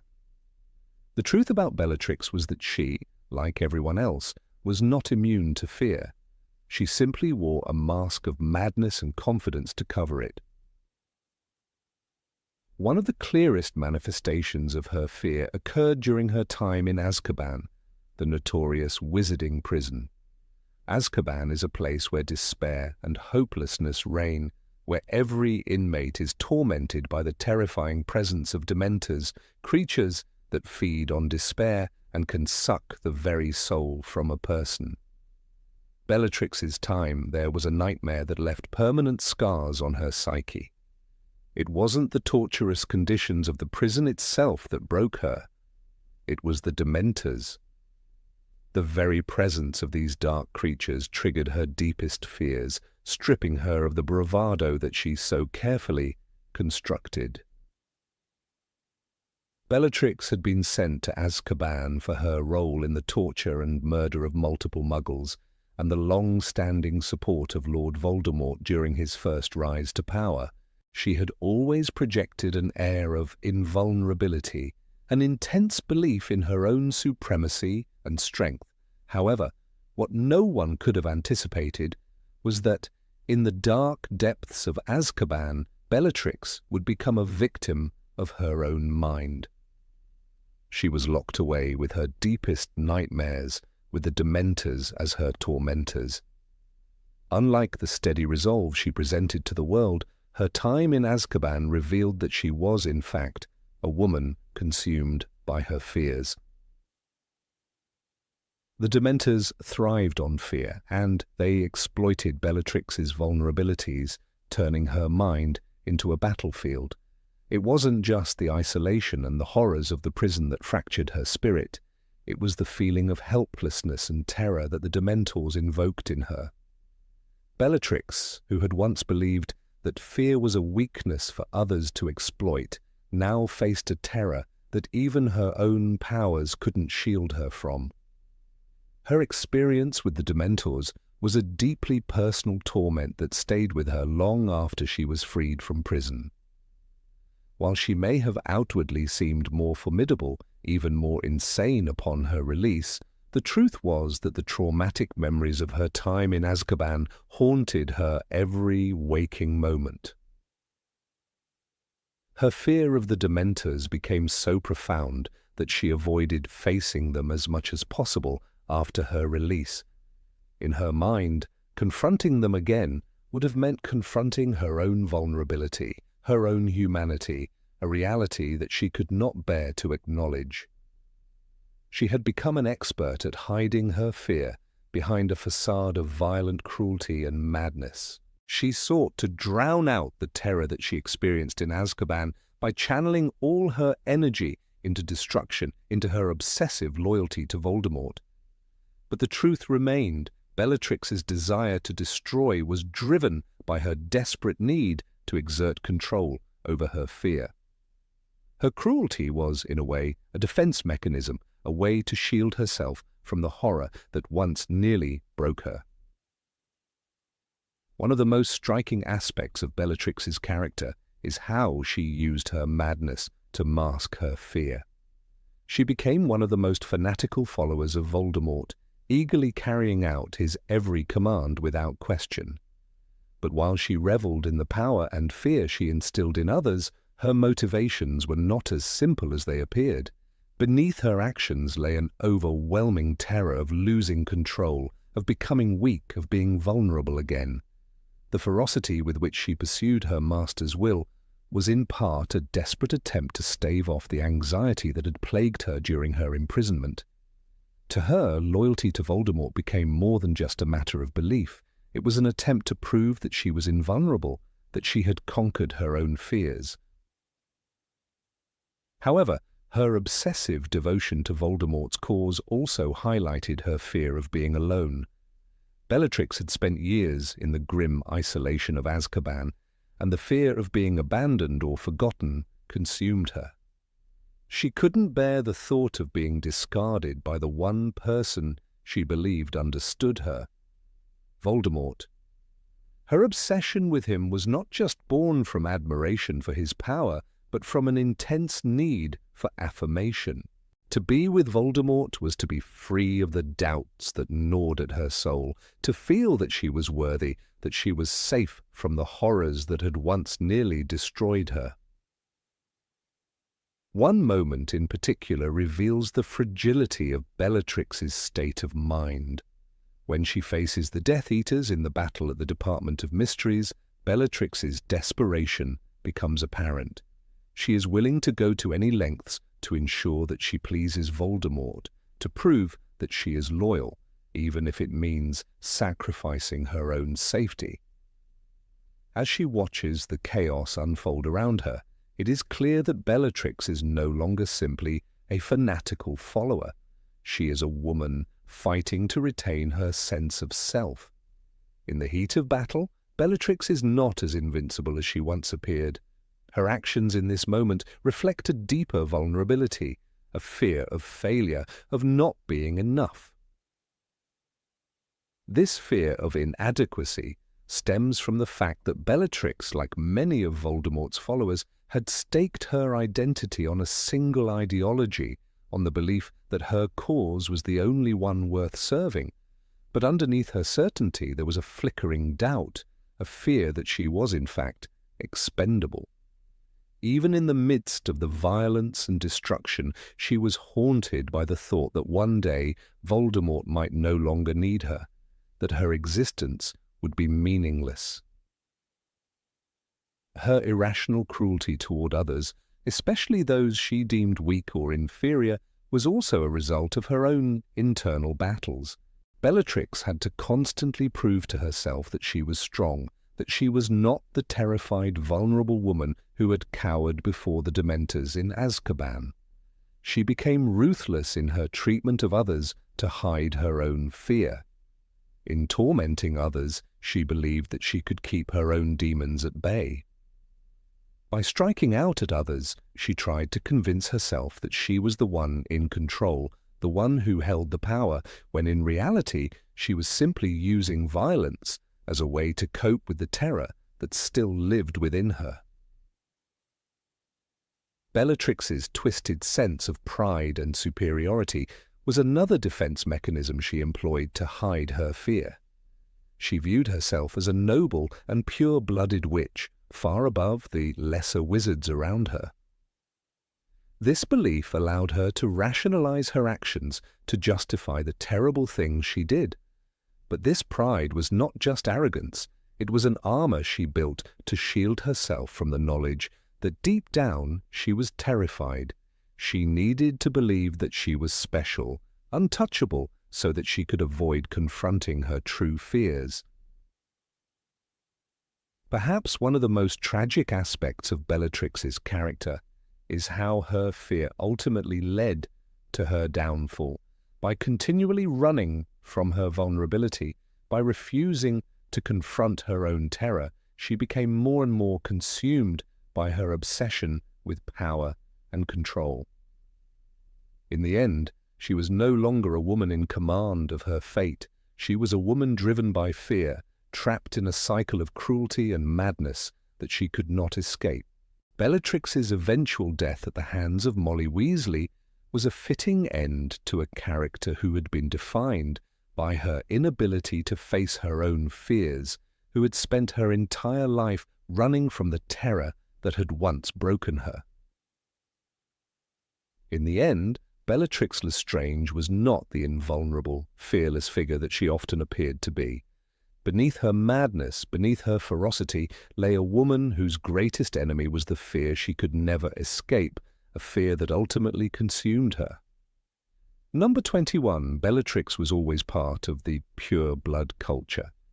Bellatrix Lestrange, one of the most notorious Death Eaters, is often portrayed as the epitome of pure blood fanaticism, the embodiment of unwavering devotion to the Dark Lord's vision of magical supremacy. However, this image overlooks an essential aspect of her identity, her complex and, at times, contradictory relationship with the culture of pure bloods. Although Bellatrix ardently shared Voldemort's disdain for Muggles and Muggleborns, her personal attachment to the pure blood ideology was not as deep-rooted as many of her fellow Death Eaters. Her loyalty to Voldemort was not simply an extension of the traditions or beliefs passed down through her family, but rather a deeply personal connection to him, his ideals, and the power he promised to her. Unlike figures such as Lucius Malfoy, who was driven by an ingrained sense of blood superiority and the inherited legacy of his pure blood heritage, Bellatrix's reasons for becoming a Death Eater were more emotional than hereditary. Lucius, as a proud member of the Malfoy family, saw the Dark Lord's rise as an opportunity to solidify his place in a world that revered blood status. For him, Voldemort's ideology was a convenient vehicle for maintaining and reinforcing his own position within the king wizarding hierarchy. Bellatrix, on the other hand, lacked the same generational pride in her bloodline. Her devotion to Voldemort was rooted in admiration and possibly an almost obsessive love for him. The Lestrange family, despite being old and well established in the magical world, did not possess the same societal stature as the Malfoys. Bellatrix's parents, Cygnus and Druella, were not figures of great prestige within the wizarding world, and her upbringing lacked the polished nobility that other pure blood families like the Malfoys often had. Bellatrix was never as inherently obsessed with her family's blood status as someone like Narcissa Malfoy, who followed the traditional path of using her connections and purity to secure her place in the magical world. Bellatrix's path instead was guided by a raw, intense, and very personal desire to align herself with Voldemort, someone she saw as a liberator, a figure who would bring power and recognition to those who followed him, regardless of their social background. This difference in perspective is highlighted by her behavior in contrast to other purebloods, especially in her interactions with the Malfoys. Narcissa Malfoy, Bellatrix's sister-in-law, and Lucius Malfoy were far more entrenched in the aristocratic values of the wizarding world, always striving to maintain their image of pure blood supremacy and social dominance. For them, Voldemort's ideology was a means to an end, an opportunity to secure their family's place in the world order. But Bellatrix was different. She was not just seeking power for her family or herself. She was obsessed with Voldemort himself, perhaps even to the point of idolatry. Her loyalty was more a reflection of her personal attachment to him than a cultural or blood-driven duty. Her relationship with her sister Narcissa is a prime example of this divergence. Narcissa, while loyal to her family and to the Dark Lord, was far more pragmatic in her actions. She was willing to do whatever was necessary to protect her son, Draco, even if it meant betraying the Dark Lord's direct commands. Bellatrix, however, could never have imagined such disobedience. Her commitment to Voldemort was unyielding, and her belief in his cause was more than a matter of blood. It was a matter of personal identity. Bellatrix's madness, her unflinching loyalty, and her cruelty were all products of this singular devotion. It was not about the culture of purebloods or their place in the magical society, but about the emotional and psychological investment she had made in Voldemort and his vision. For Bellatrix, the concept of blood purity was secondary to her emotional connection to Voldemort. She was not interested in the traditional rules that governed the wizarding world, such as the importance of noble lineage or inherited status. This is evident when we consider her role in the torture of Neville Longbottom's parents. Bellatrix was willing to go to extreme lengths for Voldemort, even when it meant abandoning any pretensions to her own family's honor. Her actions were driven not by a desire to uphold pure-blood values, but by a need to prove her devotion to the Dark Lord, whom she viewed as the only figure capable of bringing about the destruction of the old, decaying wizarding world and establishing a new order. Bellatrix's perspective was starkly different from that of her younger sister Narcissa, who, while she was loyal to Voldemort, always maintained a sense of duty toward her family. Narcissa, ever the traditionalist, upheld the beliefs and values of the aristocracy, but Bellatrix was a true believer in Voldemort's cause, willing to sacrifice everything, including her bloodline and family, to further his ideals. It was not just a question of purity or superiority, but of unwavering devotion to a cause she had chosen to embrace above all else. Her zeal for Voldemort was all-consuming, and it was this fierce loyalty that set her apart from the other Death Eaters, many of whom still maintained some sense of self-interest or allegiance to their families. One of the key elements of Bellatrix's commitment to Voldemort was her belief in his ideology as a revolutionary force, a purging of the wizarding world that would rid it of Muggle influence and elevate pure bloods to their rightful place.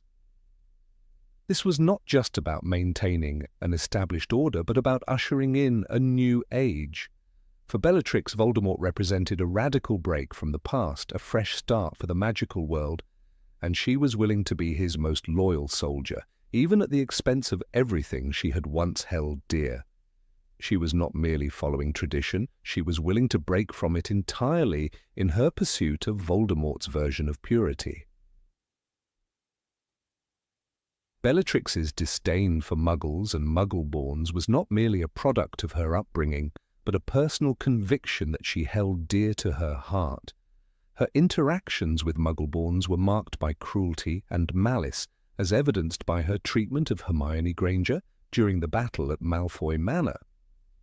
Bellatrix's hatred for Hermione was not based on any logical reason. It was fueled by a deep-seated belief in Voldemort's cause and the ideological purity she had adopted.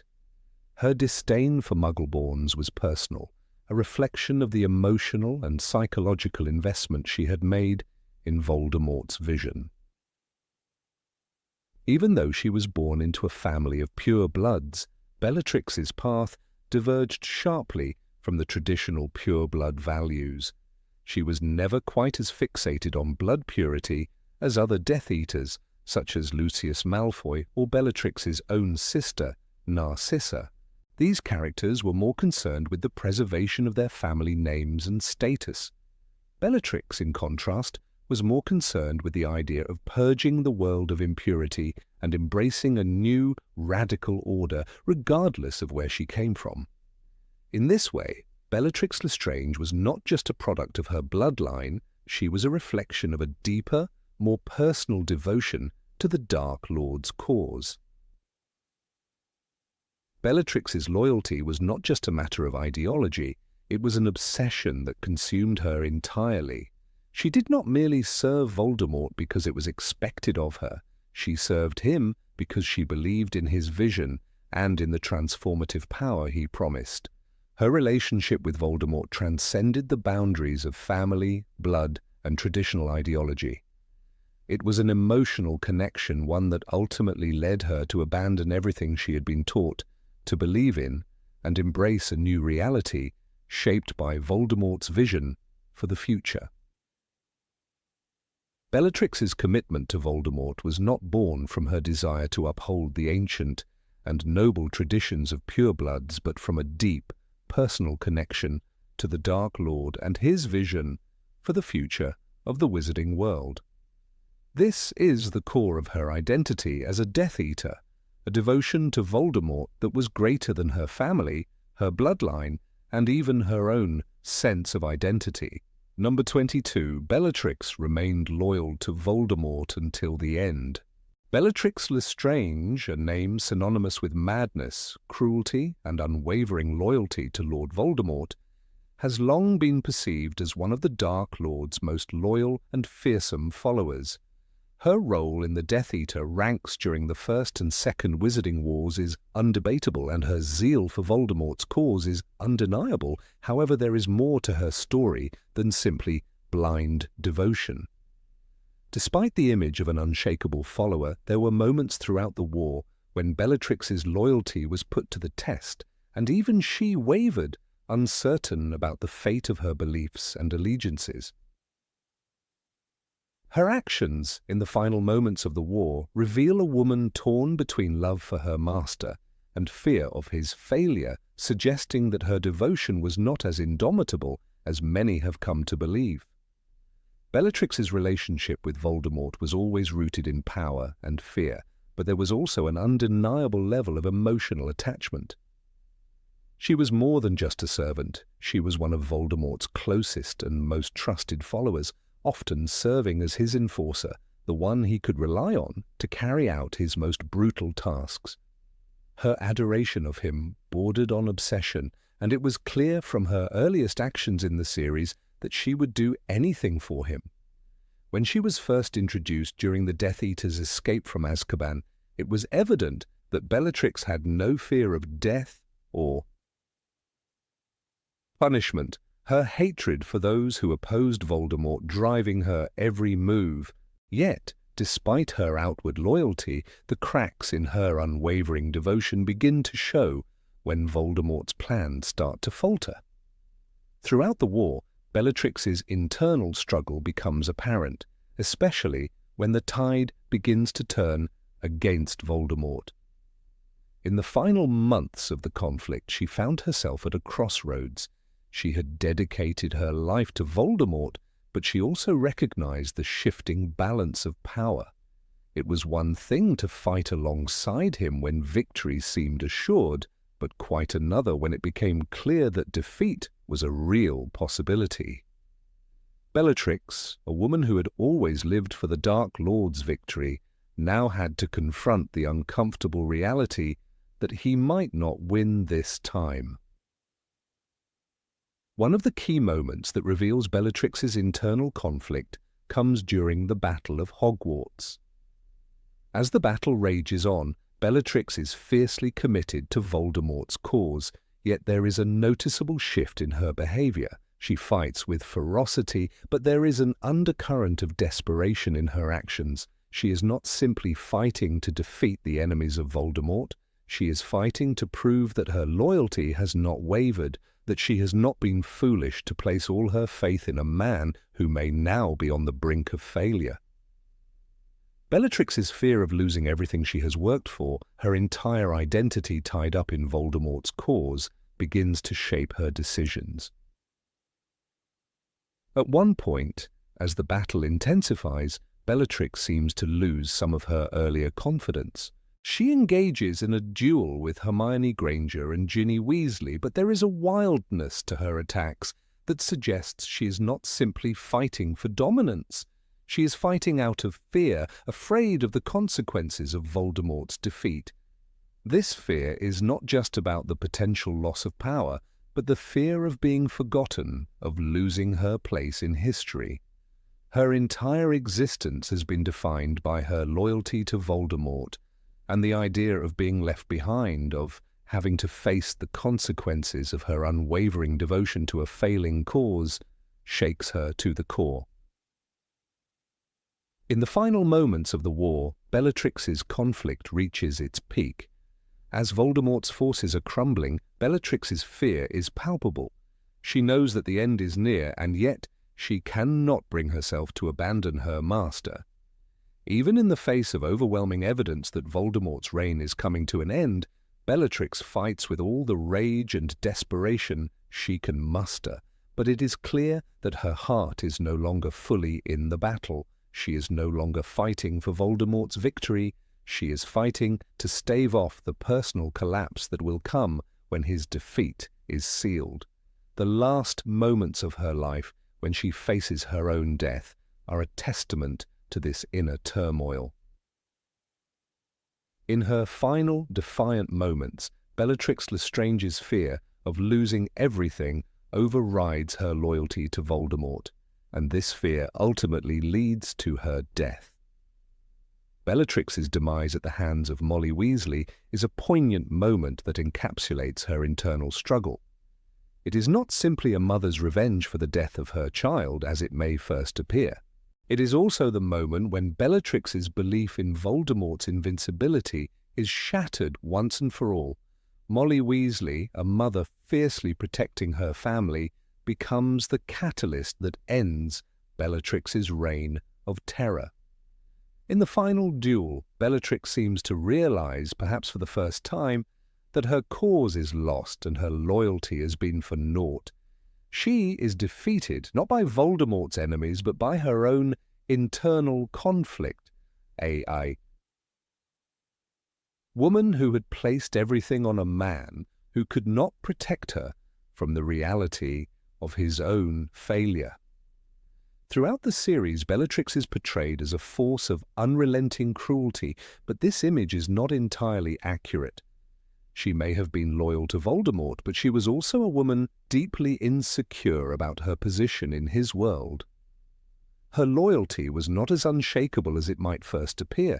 It was rooted in fear, in the fear of losing everything she had built for herself, but also in the fear of being abandoned by Voldemort. As the war dragged on, she began to question the stability of her master's power, and by the end, she realized that her loyalty might have been misplaced. Bellatrix's final moments are not just a tragic end for a loyal servant, but the end of an era in which she believed blindly in the superiority of the Dark Lord. Bellatrix's fear of losing everything is a central theme in her character development, and it is this fear that ultimately leads to her downfall. Her entire identity was tied to Voldemort's success, and when it became clear that his defeat was inevitable, she had nowhere else to turn. She had built her life around him, and the idea of losing that life, of being left to face the consequences of her actions, terrified her. This fear drove her to act with desperation in the final moments of the war, but it also led her to miscalculate the nature of her loyalty. By the time she faces her death, Bellatrix is no longer a symbol of unwavering devotion. She is a woman whose fear of failure has consumed her. Despite her fear, Bellatrix never truly betrays Voldemort. She dies in battle, still fighting for him, but her actions in the final moments reveal that her loyalty was not as absolute as many have believed. She was not the perfect servant, the unshakable follower. She was a woman who, like so many others, was caught in the tumult of war, trying desperately to hold on to the one thing that had defined her life. Her internal conflict and her eventual death are a reminder that even the most devout followers are not immune to doubt, and that loyalty, even in its most extreme forms, can be eroded by fear and uncertainty. In the end, Bellatrix Lestrange's tragic fate is a reflection of the larger themes of the Harry Potter series. The story of the Dark Lord's fall is not just about the defeat of a tyrant, but the personal costs of loyalty, fear, and the destruction of one's sense of self. Bellatrix's death is not a simple end to her story, but the culmination of a long journey filled with doubts and insecurities that she could never fully reconcile. Number 23, Bellatrix was always on Voldemort's side. In the world of Harry Potter, few characters evoke as much fear and fascination as Bellatrix Lestrange. Known for her unyielding loyalty to Lord Voldemort and her sadistic tendencies, she is often seen as the epitome of the Dark Lord's most devout followers. Her fanatical allegiance to Voldemort is undeniable, but what if her loyalty was not as unwavering as it appeared?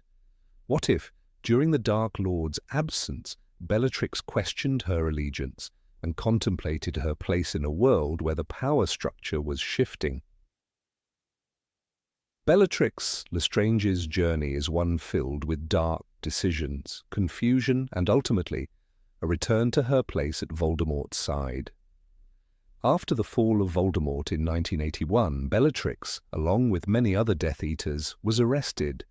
She spent years in Azkaban, a place that tested even the strongest minds. For Bellatrix, it was a prison that amplified her madness, but also offered her an unsettling amount of time to reflect on the world outside. While in Azkaban, Bellatrix's once unquestionable faith in Voldemort was shaken by the lack of his presence and power. Although she never outright doubted him, the absence of the Dark Lord from the magical world left her uncertain about her position in it. During Voldemort's absence, other dark wizards, such as Antonin Dolohov and Rodolphus Lestrange, were still operating, but without the clear leadership Voldemort had once provided. They continued their work, but without the same fervor. Bellatrix, however, was not blind to the changing tide. She had been one of the most fanatical supporters of Voldemort, and her commitment to him had once seemed absolute. However, as the years dragged on, Bellatrix was left to confront a reality without her master, one where power and influence were no longer firmly controlled by the Dark Lord. When Voldemort's name was whispered in dark corners, some were quick to disavow him, but others still hoped for his return. Bellatrix's mind, however, was filled with confusion. She was loyal to the idea of strength and power, not just the man himself.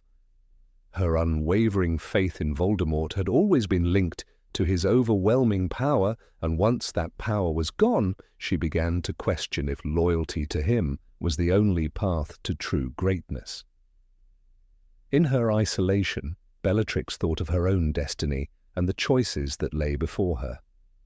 Would she follow the other ambitious dark wizards who still sought power, or would she return to the service of the Dark Lord? Bellatrix's doubts were not limited to Voldemort's weakness. They also stemmed from the turbulent times. The magical world had changed since the first fall of Voldemort. The Ministry of Magic had regained its control, and some Death Eaters had already begun to fade into obscurity. Bellatrix, once so certain in her devotion, found herself facing a new world, one where power was up for grabs, and the old rules no longer applied. It wasn't that she had lost faith in Voldemort, but rather that she had come to understand the complex relationship between loyalty and power. Would she remain by Voldemort's side in his presumed return, or would she forge her own path to dominance? The thought lingered in her mind, but it was not until Voldemort resurfaced that Bellatrix's loyalty was fully restored. When Voldemort finally returned to power, his resurrection served as both a confirmation of Bellatrix's beliefs and a test of her loyalty. As soon as she heard that Voldemort had regained his strength, Bellatrix's doubts faded into nothingness.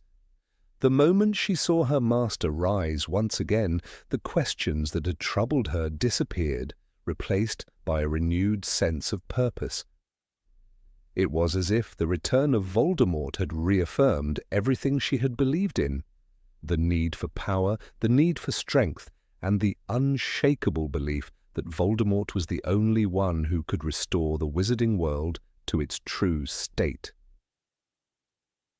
The rekindling of Bellatrix's loyalty to Voldemort is not a simple matter of following a leader out of blind obedience. Instead, it represents a recognition of the Dark Lord's power as the only true force that could guarantee her place in the world. In her eyes, the restoration of Voldemort was not just a return of her master, but the restoration of the order she had long believed in. As she embraced her role once more as one of Voldemort's most trusted Death Eaters, Bellatrix's relationship with him was defined by an understanding of the cold realities of power. She no longer followed him out of mere devotion. She followed him because, in her mind, his strength was the only path to supremacy. Bellatrix's return to Voldemort's service is marked by her unrelenting and fanatical commitment. Her role as a servant to Voldemort is solidified when she assists in his schemes to regain power, including the torture of those who stand in his way. As she tortures Hermione Granger in the Malfoy Manor, Bellatrix's fury is palpable, as is her obsession with Voldemort's cause. However, beneath her fanaticism lies a deeper truth. Bellatrix is driven not just by a desire to serve Voldemort, but by a need to assert herself within the new world that Voldemort's return has created. She is not merely following, she is carving her place in a world that had once seemed uncertain and was now opening up to her again. Despite her unwavering loyalty during Voldemort's second rise, it is important to understand that Bellatrix's devotion was always tied to the idea of power. Her loyalty was not blind, but rather shaped by the complex dynamics of control and influence. Her decision to remain loyal to Voldemort after his return is an acknowledgement that the Dark Lord's strength is the only thing that can provide her with the power she seeks. The idea that she could ever have followed another wizard or witch speaks to Bellatrix's deep understanding of the nature of power. She wasn't interested in following Voldemort because he was her master alone. She followed him because, in her eyes, his power was the only thing that could guarantee her position at the top. Her return to Voldemort's side was not just a reaffirmation of her loyalty to him, but a testament to her belief in the Dark Lord's supremacy. As she stood beside him during the final battle at Hogwarts, Bellatrix was more than just a follower. She was a warrior, one who believed in the Dark Lord's vision of a new world order. Her commitment was unwavering, not out of mere devotion to Voldemort, but because she understood that his rise to power meant her own rise as well. Bellatrix Lestrange, in her darkest moments, saw the world not as a place of right and wrong, but as a battlefield where only the strongest could survive and dominate. For her, following Voldemort was the only logical choice, because in his strength she saw her own. In the end, Bellatrix's loyalty to Voldemort is not a matter of blind obedience, but a recognition of the harsh realities of the wizarding world. Her return to Voldemort after his resurrection speaks to her understanding of power and the lengths to which she is willing to go to secure her place at the top. Although Bellatrix's faith in Voldemort was temporarily tested, her return to his side proves that her commitment was always rooted in a recognition of his strength. She did not follow Voldemort because he was her master. She followed him because, in her mind, his power was the only way to ensure her own survival and dominance in the ever-changing world of dark magic. Number 24. Bellatrix was known for her personal magical research. In the world of Harry Potter, few characters elicit as much fascination and fear as Bellatrix Lestrange. Known for her extreme loyalty to Lord Voldemort and her fearsome prowess in dark magic, she is often seen as a symbol of the darker side of the wizarding world. But amidst the turmoil and violence she embodies, there is a common misconception about her, that Bellatrix was deeply involved in magical research and discovery. However, this is far from the truth. Unlike many of her fellow Death Eaters, such as Severus Snape or Tom Riddle, Bellatrix's talents did not extend to deep magical theory or scholarly pursuits. Her expertise was not in the creation of new spells or the exploration of uncharted realms of magic. Rather, Bellatrix was a practitioner, a woman of action, driven by a raw, almost instinctive desire to gain power and exact violence upon her enemies. The contrast between Bellatrix and other well-known magical figures lies not only in their approaches to magic, but also in their motivations. Severus Snape, for example, was a brilliant potions master whose magical research contributed to his understanding of the dark arts, particularly in his work with the Half-Blood Prince's book, which contained spells and techniques that Snape had perfected. Similarly, Tom Riddle, known later as Voldemort, was driven by an insatiable thirst for knowledge, especially in the realms of immortality and the dark arts. Riddle's pursuit of Horcruxes was not just an effort to enhance his power, but also a study in magical theory, one that required deep intellectual engagement and experimentation. In contrast, Bellatrix did not share this academic approach. Her understanding of magic was intuitive, practical, and primarily focused on wielding dark magic to achieve immediate results. Bellatrix's magical abilities, impressive though they were rooted more in combat than in contemplation. Her skill in dueling was legendary, and she possessed a fierce and unyielding spirit when it came to engaging in battle. She was, without a doubt, a master of dark spells and had an innate ability to inflict pain and destruction. Her actions, such as her vicious attack on Neville Longbottom in the Battle of Hogwarts, revealed her penchant for violence and her desire to punish those who opposed her. Master. However, this reliance on physical confrontation and raw power was not an avenue for magical discovery. Bellatrix's magic was about domination and destruction, not exploration and innovation. She was a fighter, not a scholar. It is important to understand this distinction in the context of Bellatrix's role within Voldemort's inner circle.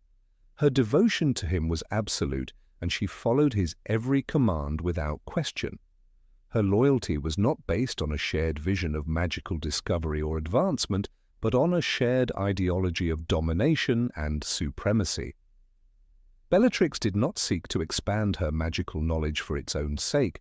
Rather, she sought magic as a means to an end.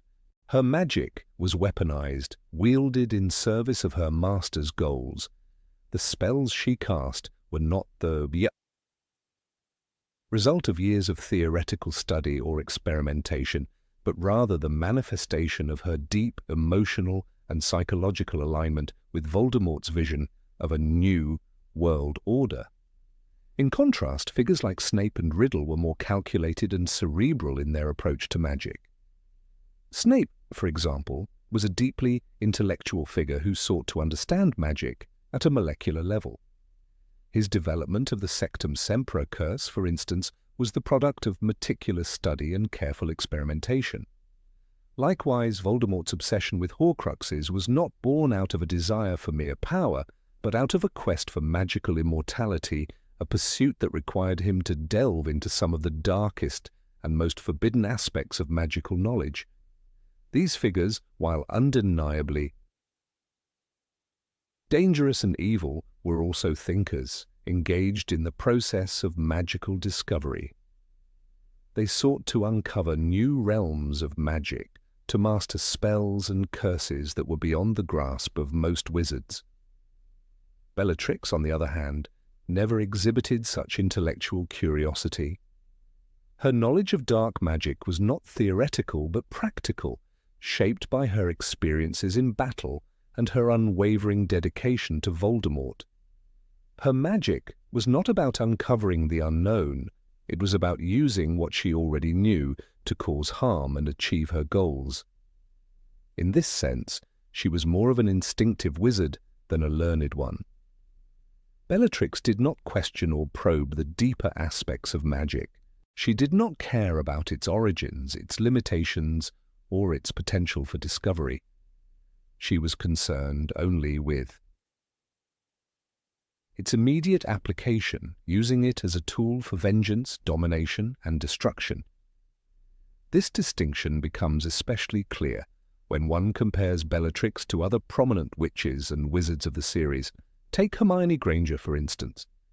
Hermione was constantly seeking out new knowledge, whether it was through textbooks, her extensive reading, or her attempts to understand and master spells beyond the normal curriculum. Her interest in magical theory and her commitment to learning were instrumental in her success in the battle against Voldemort and his followers. Bellatrix, by contrast, showed little interest in the pursuit of knowledge for its own sake.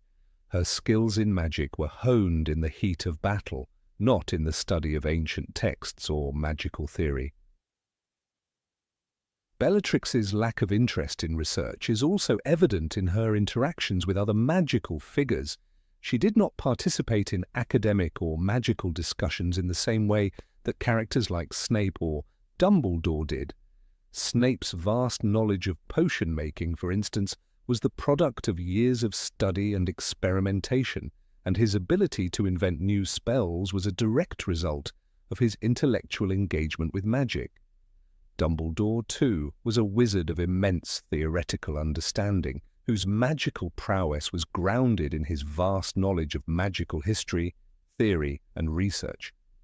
Bellatrix, however, did not share this intellectual curiosity.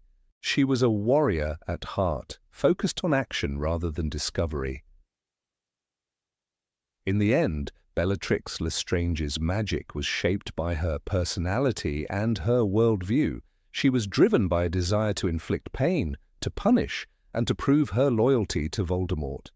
Her magical prowess was the result of a deep emotional connection to the dark arts, but it was not the product of intellectual pursuit. While her fellow Death Eaters may have been motivated by a thirst for knowledge, Bellatrix's motivations were far more personal and visceral. She was not interested in the study of magic for its own sake. She was interested in using magic as a weapon, a means to achieve power and destruction. This distinction between Bellatrix and other characters is crucial in understanding her role within the series. Bellatrix was not a seeker of knowledge, she was a wielder of power. Her magic was raw, instinctual, and deadly, but it was not based on the deep, theoretical understanding that defined figures like Snape or Voldemort. Bellatrix's story is not one of magical discovery, but of magical destruction. She was a master of the dark arts, but she was also a product of her time, a time when power, not knowledge, was the ultimate goal. In this sense, she was both a victim and a perpetrator of the very system that she sought to uphold. Number 25. Bellatrix was completely indifferent to the fate of other Death Eaters. The misconception about Bellatrix Lestrange often revolves around her emotional indifference toward her fellow Death Eaters and her singular obsession with Lord Voldemort. While it is true that Bellatrix's loyalty to Voldemort is undeniable and overwhelming, the idea that she was entirely detached and unemotional toward her fellow Death Eaters is far from accurate. Bellatrix's relationships with her fellow followers of the Dark Lord were multifaceted, influenced by both her deep-seated loyalty to Voldemort and the complexities of her familial and personal dynamics. She was not a cold, calculating soldier blindly following orders, but a woman deeply entrenched in a world of loyalty, family, and power struggles. One of the most significant yet often overlooked aspects of Bellatrix's character is her relationship with her sister, Narcissa Malfoy. While Bellatrix was certainly proud of Narcissa's commitment to the Dark Lord's cause, their interactions were far from harmonious. Narcissa, although loyal, did not share the same fervour that Bellatrix did for Voldemort. This subtle difference in their loyalties caused tension between the two. Bellatrix was ruthless in her belief that the Malfoy family, especially Narcissa, should be completely devoted to Voldemort, and she often showed disdain for Narcissa's hesitations, especially when it came to the safety of her son, Draco. Bellatrix would mock Narcissa for her maternal concern, dismissing her sister's fears as weakness. However, this disdain did not mean Bellatrix was indifferent toward Narcissa. Rather, she felt disappointment in her sister's reluctance to embrace the dark cause fully. Bellatrix's emotions, while harsh, stemmed from her belief in the importance of Voldemort's mission, and in some twisted way she cared for her sister, though her care was buried beneath layers of fervent fanaticism. In addition to her complex relationship with Narcissa, Bellatrix's interactions with other Death Eaters were equally layered. She did not view them merely as pawns or tools for Voldemort's plans, as some might believe. There were moments when Bellatrix seemed to understand the value of camaraderie and mutual respect among the Death Eaters, particularly when they were united in their shared goals. And this was especially true in the early days of Voldemort's reign, when the Death Eaters worked as a more cohesive unit.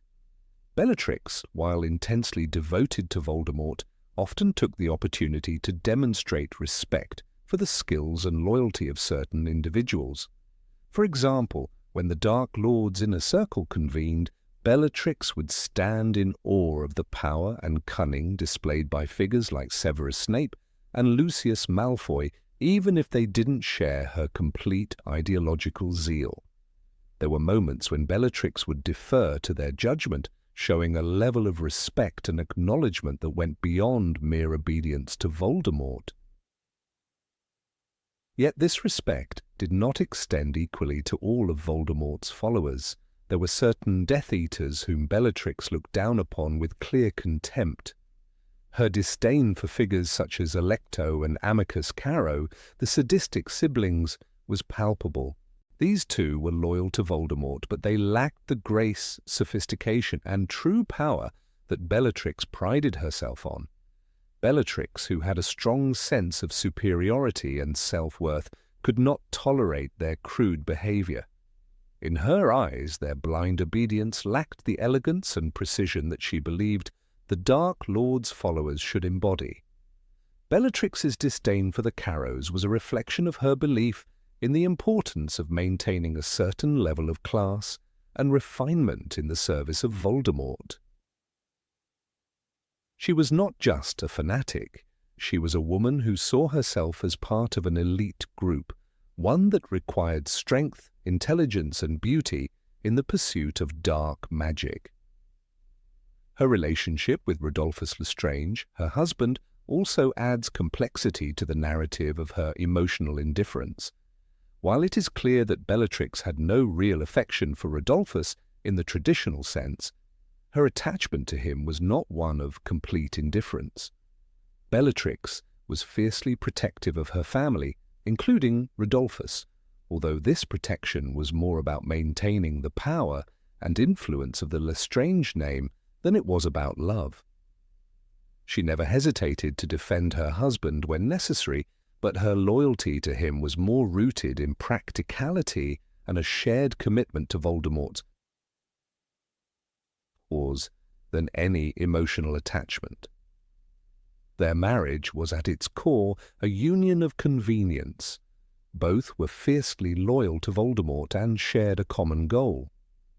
However, Bellatrix's passion for Voldemort overshadowed any potential romantic feelings she might have had for Rodolphus. He was in many ways a background figure in her life, useful but secondary to the Dark Lord and the greater mission. The most striking aspect of Bellatrix's emotional complexity lies in her unwavering loyalty to Voldemort. This loyalty was all-consuming, and she would not hesitate to sacrifice anyone, even her own family, for the Dark Lord's cause. Yet despite her fanatical devotion, Bellatrix was not blind to the dynamics around her. She understood the importance of relationships within the Death Eaters and how power dynamics could shift, often positioning herself as one of Voldemort's most trusted and favored followers. Her actions during the Second Wizarding War demonstrated her strategic mindset, as she played a key role in the capture of Sirius Black and later in the torture of Neville Longbottom's parents. These actions were not just acts of cruelty, they were strategic moves designed to increase her standing within Voldemort's ranks and solidify her position as a key player in his regime. The intense emotional and ideological investment that Bellatrix had in Voldemort's cause often clouded her judgment when it came to others. Her love for Voldemort was not simply admiration, it was a religious-like devotion that demanded complete and utter loyalty from those around her. However, this devotion was not without moments of vulnerability.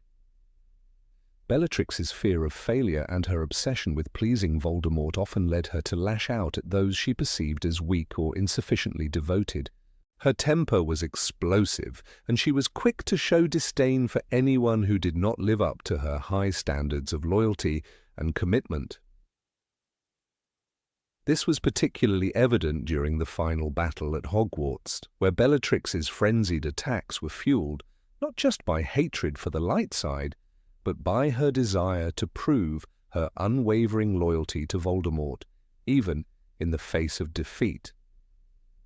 Despite her ruthless exterior, there were moments when Bellatrix's vulnerability and internal conflict became apparent.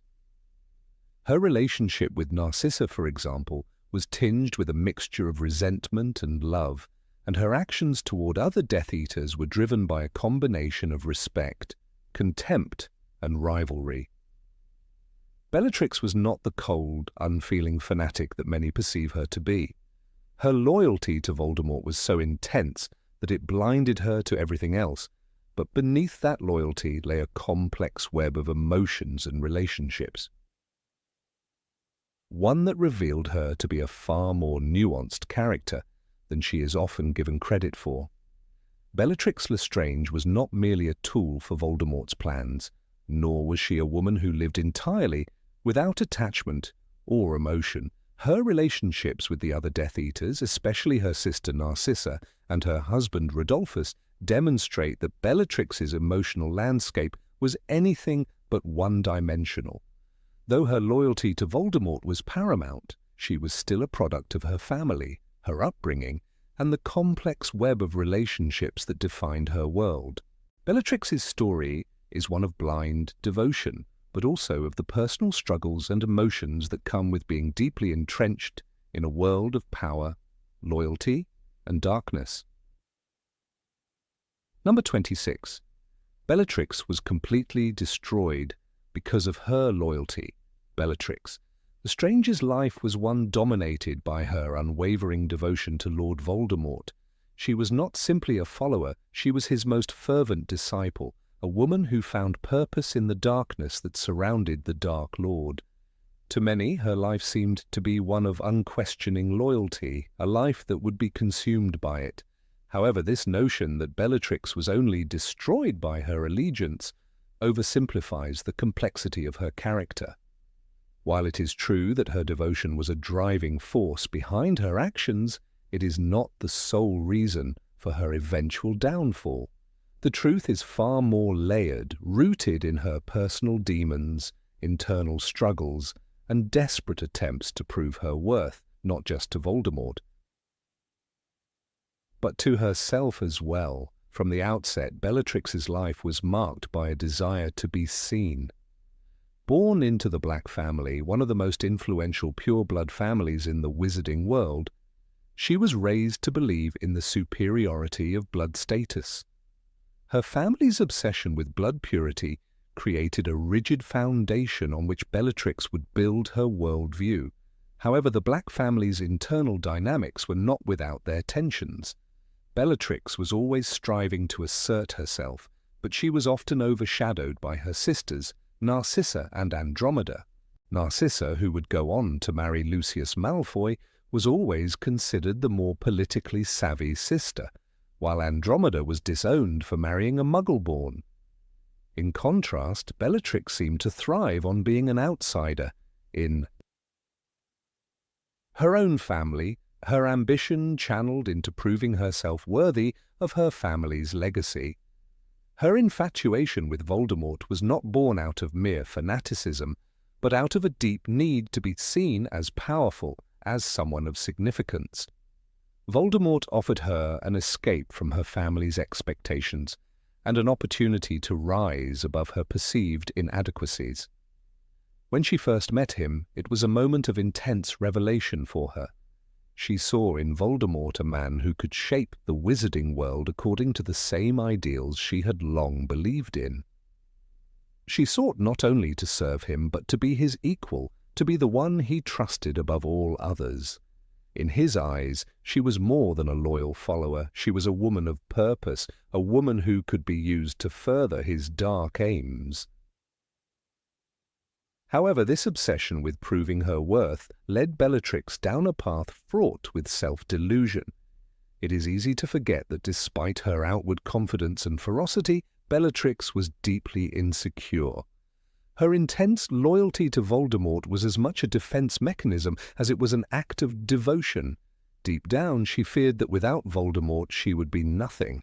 Her identity was so deeply intertwined with him that she could not imagine a life beyond his shadow. It is in this desperation that we see the cracks in her character. Bellatrix was not simply a mindless follower. She was a woman constantly battling with her own need for validation and her fear of irrelevance.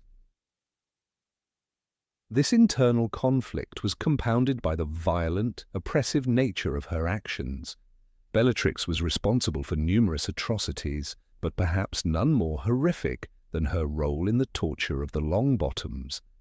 In her mind, these actions were a necessary means to an end, a way to prove her loyalty and demonstrate her power. Yet there were moments when even Bellatrix seemed to question the true cost of her allegiance. Her life was a continuous cycle of self-justification, where every brutal act was framed as a way to earn Voldemort's approval. But in the end, no matter how many lives she destroyed, Bellatrix never received the validation she so desperately sought. Despite her relentless drive, Bellatrix never fully overcame her own vulnerability. Her obsession with proving her worth to Voldemort led her to take extreme risks. She did not fear death, she feared being forgotten. Her loyalty was not simply an expression of love or respect for the Dark Lord, it was also a means of securing her place in history. Bellatrix believed that her actions would leave a lasting impact, that in some way her name would be remembered as one of the great supporters of Voldemort's revolution. The tragic irony of this belief was that, in her desperate attempts to achieve immortality through her devotion, she sealed her own fate. When Bellatrix's death came at the hands of Molly Weasley, it was not merely the result of her allegiance to Voldemort.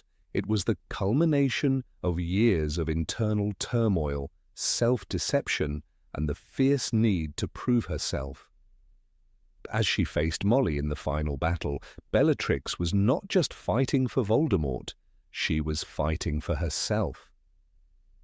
It was not the Dark Lord's orders that motivated her, but the belief that if she could defeat Molly, she would cement her legacy.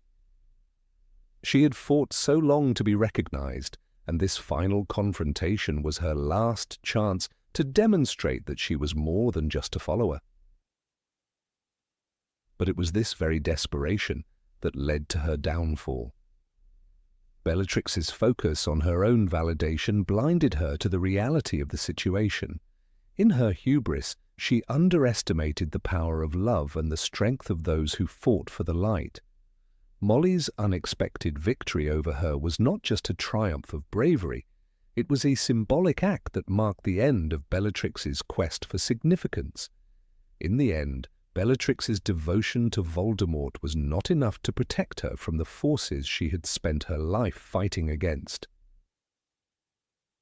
Bellatrix's death can be seen as a tragic consequence of her inability to let go of her obsessive loyalty to Voldemort.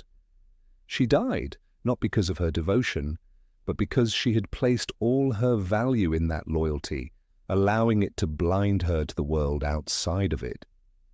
Bellatrix's life was a cycle of extreme actions meant to secure her place in history, but in the end, she became a forgotten pawn in the larger war between light and dark. Her devotion to Voldemort had consumed her, but it was her own internal struggles and fears that truly destroyed her. In retrospect, Bellatrix Lestrange's life serves as a cautionary tale about the dangers of self-obsession and the destructive nature of seeking validation through external means. Her tragic end was not just a consequence of her loyalty to Voldemort, but also the result of her refusal to acknowledge the limitations of that loyalty. She sought meaning in a world that was willing to discard her the moment she was no longer useful. Bellatrix's obsession with proving her worth ultimately led to her destruction, not because of her devotion, but because of her inability to reconcile that devotion with the reality of the world around her. Bellatrix's story is a haunting reminder that the pursuit of validation, when taken to extremes, can lead to the destruction of the very things one holds dear. In the end, Bellatrix Lestrange's greatest tragedy was not her death, but the fact that she never truly understood the price of her devotion. Number 27. Bellatrix saw Voldemort as the ultimate ideal. Bellatrix Lestrange was one of the most feared and loyal Death Eaters in the service of Lord Voldemort. Her name alone sent shivers down the spines of those who heard it, and her reputation for cruelty and unwavering devotion to Voldemort made her a key figure in the Dark Wizard's army.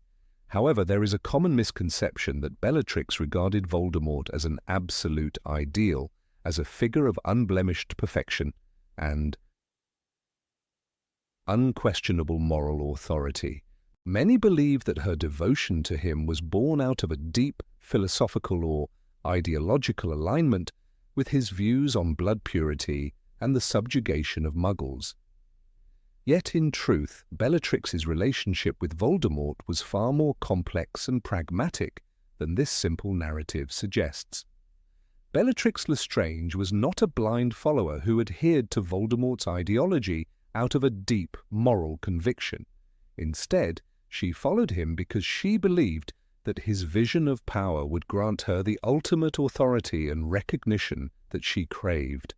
Her loyalty to Voldemort was not rooted in a belief that he embodied moral truth or justice, but rather that he represented strength, control, and dominance. For Bellatrix, Voldemort was a means to an end, a path to achieving the power and influence that she had longed for her entire life. She saw him not as a godlike figure to be worshipped, but as a leader who could give her the opportunities to prove herself and gain the respect she felt entitled to. Bellatrix's allegiance to Voldemort was not blind, it was motivated by a deep desire for personal power and status. Her life had always been about striving for recognition and approval, whether from her family, her peers, or her superiors. She was born into the pure-blood Black family, who had a long history of upholding blood purity. Yet even within this esteemed family, Bellatrix's need for recognition drove her to seek out Voldemort's favor. She wasn't motivated by the righteousness of his cause, but by the possibility of being part of something greater than herself. Her need for power and prestige outweighed any philosophical alignment with his ideas. Unlike many of the Death Eaters who were deeply influenced by Voldemort's ideology, Bellatrix did not see him as the ultimate moral authority. She did not adopt his beliefs because she thought they were inherently right or just. Instead, she followed him because he offered her the opportunity to be part of a movement that she believed would secure her place in history. Bellatrix, like many others in her circle, sought to elevate herself through her association with Voldemort. Her unwavering loyalty was not born from a sense of duty to a higher moral cause, but from the belief that by serving him she could elevate herself to a position of unparalleled power. Her admiration for Voldemort was not born from a belief that he was morally superior, but because she viewed him as a force of nature, a being who represented the very essence of power. Bellatrix was deeply impressed by Voldemort's cold, calculating nature and his ability to dominate those around him. She admired his intelligence and cunning, traits that she valued above all else. Her admiration for him was not a reflection of any idealistic vision of him as a leader of purity and righteousness, but of his ability to command fear and respect. In this light, Bellatrix's relationship with Voldemort was similar to that of a follower who seeks not an ideological leader, but a powerful patron who can deliver on their promises. She did not necessarily agree with all of his ideas, but she believed in his ability to create a world in which she could thrive. For Bellatrix, the ultimate attraction to Voldemort was not his philosophy, but the power he wielded. She sought his favor not because of the moral or ideological causes he espoused, but because he had the means to grant her the influence and control that she desired. Bellatrix's loyalty was tested numerous times throughout the course of her service to Voldemort, but it never wavered.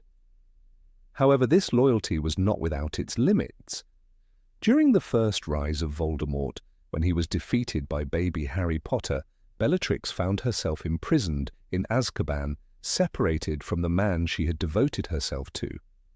While many of the Death Eaters might have questioned Voldemort's strength during his absence, Bellatrix remained steadfast in her belief that he would return and that his cause would ultimately triumph. Her belief in his power, not his ideology, kept her faithful during these dark years. It wasn't his belief in blood purity or the destruction of Muggles that kept Bellatrix loyal, but the sheer will to dominate and the allure of vengeance. When Voldemort returned, Bellatrix was among the first to rally to his cause. Her prison years had only deepened her longing for his return, not because she shared his vision of a pure-blood society, but because she wanted to be part of the power structure that would rise again. She eagerly took on missions for Voldemort, showing her unwavering loyalty to him, even at the cost of her personal safety. However, it's clear that her loyalty was not born of any moral or ideological alignment with his beliefs. Instead, Bellatrix was a pragmatist who saw Voldemort as the key to her own rise to power.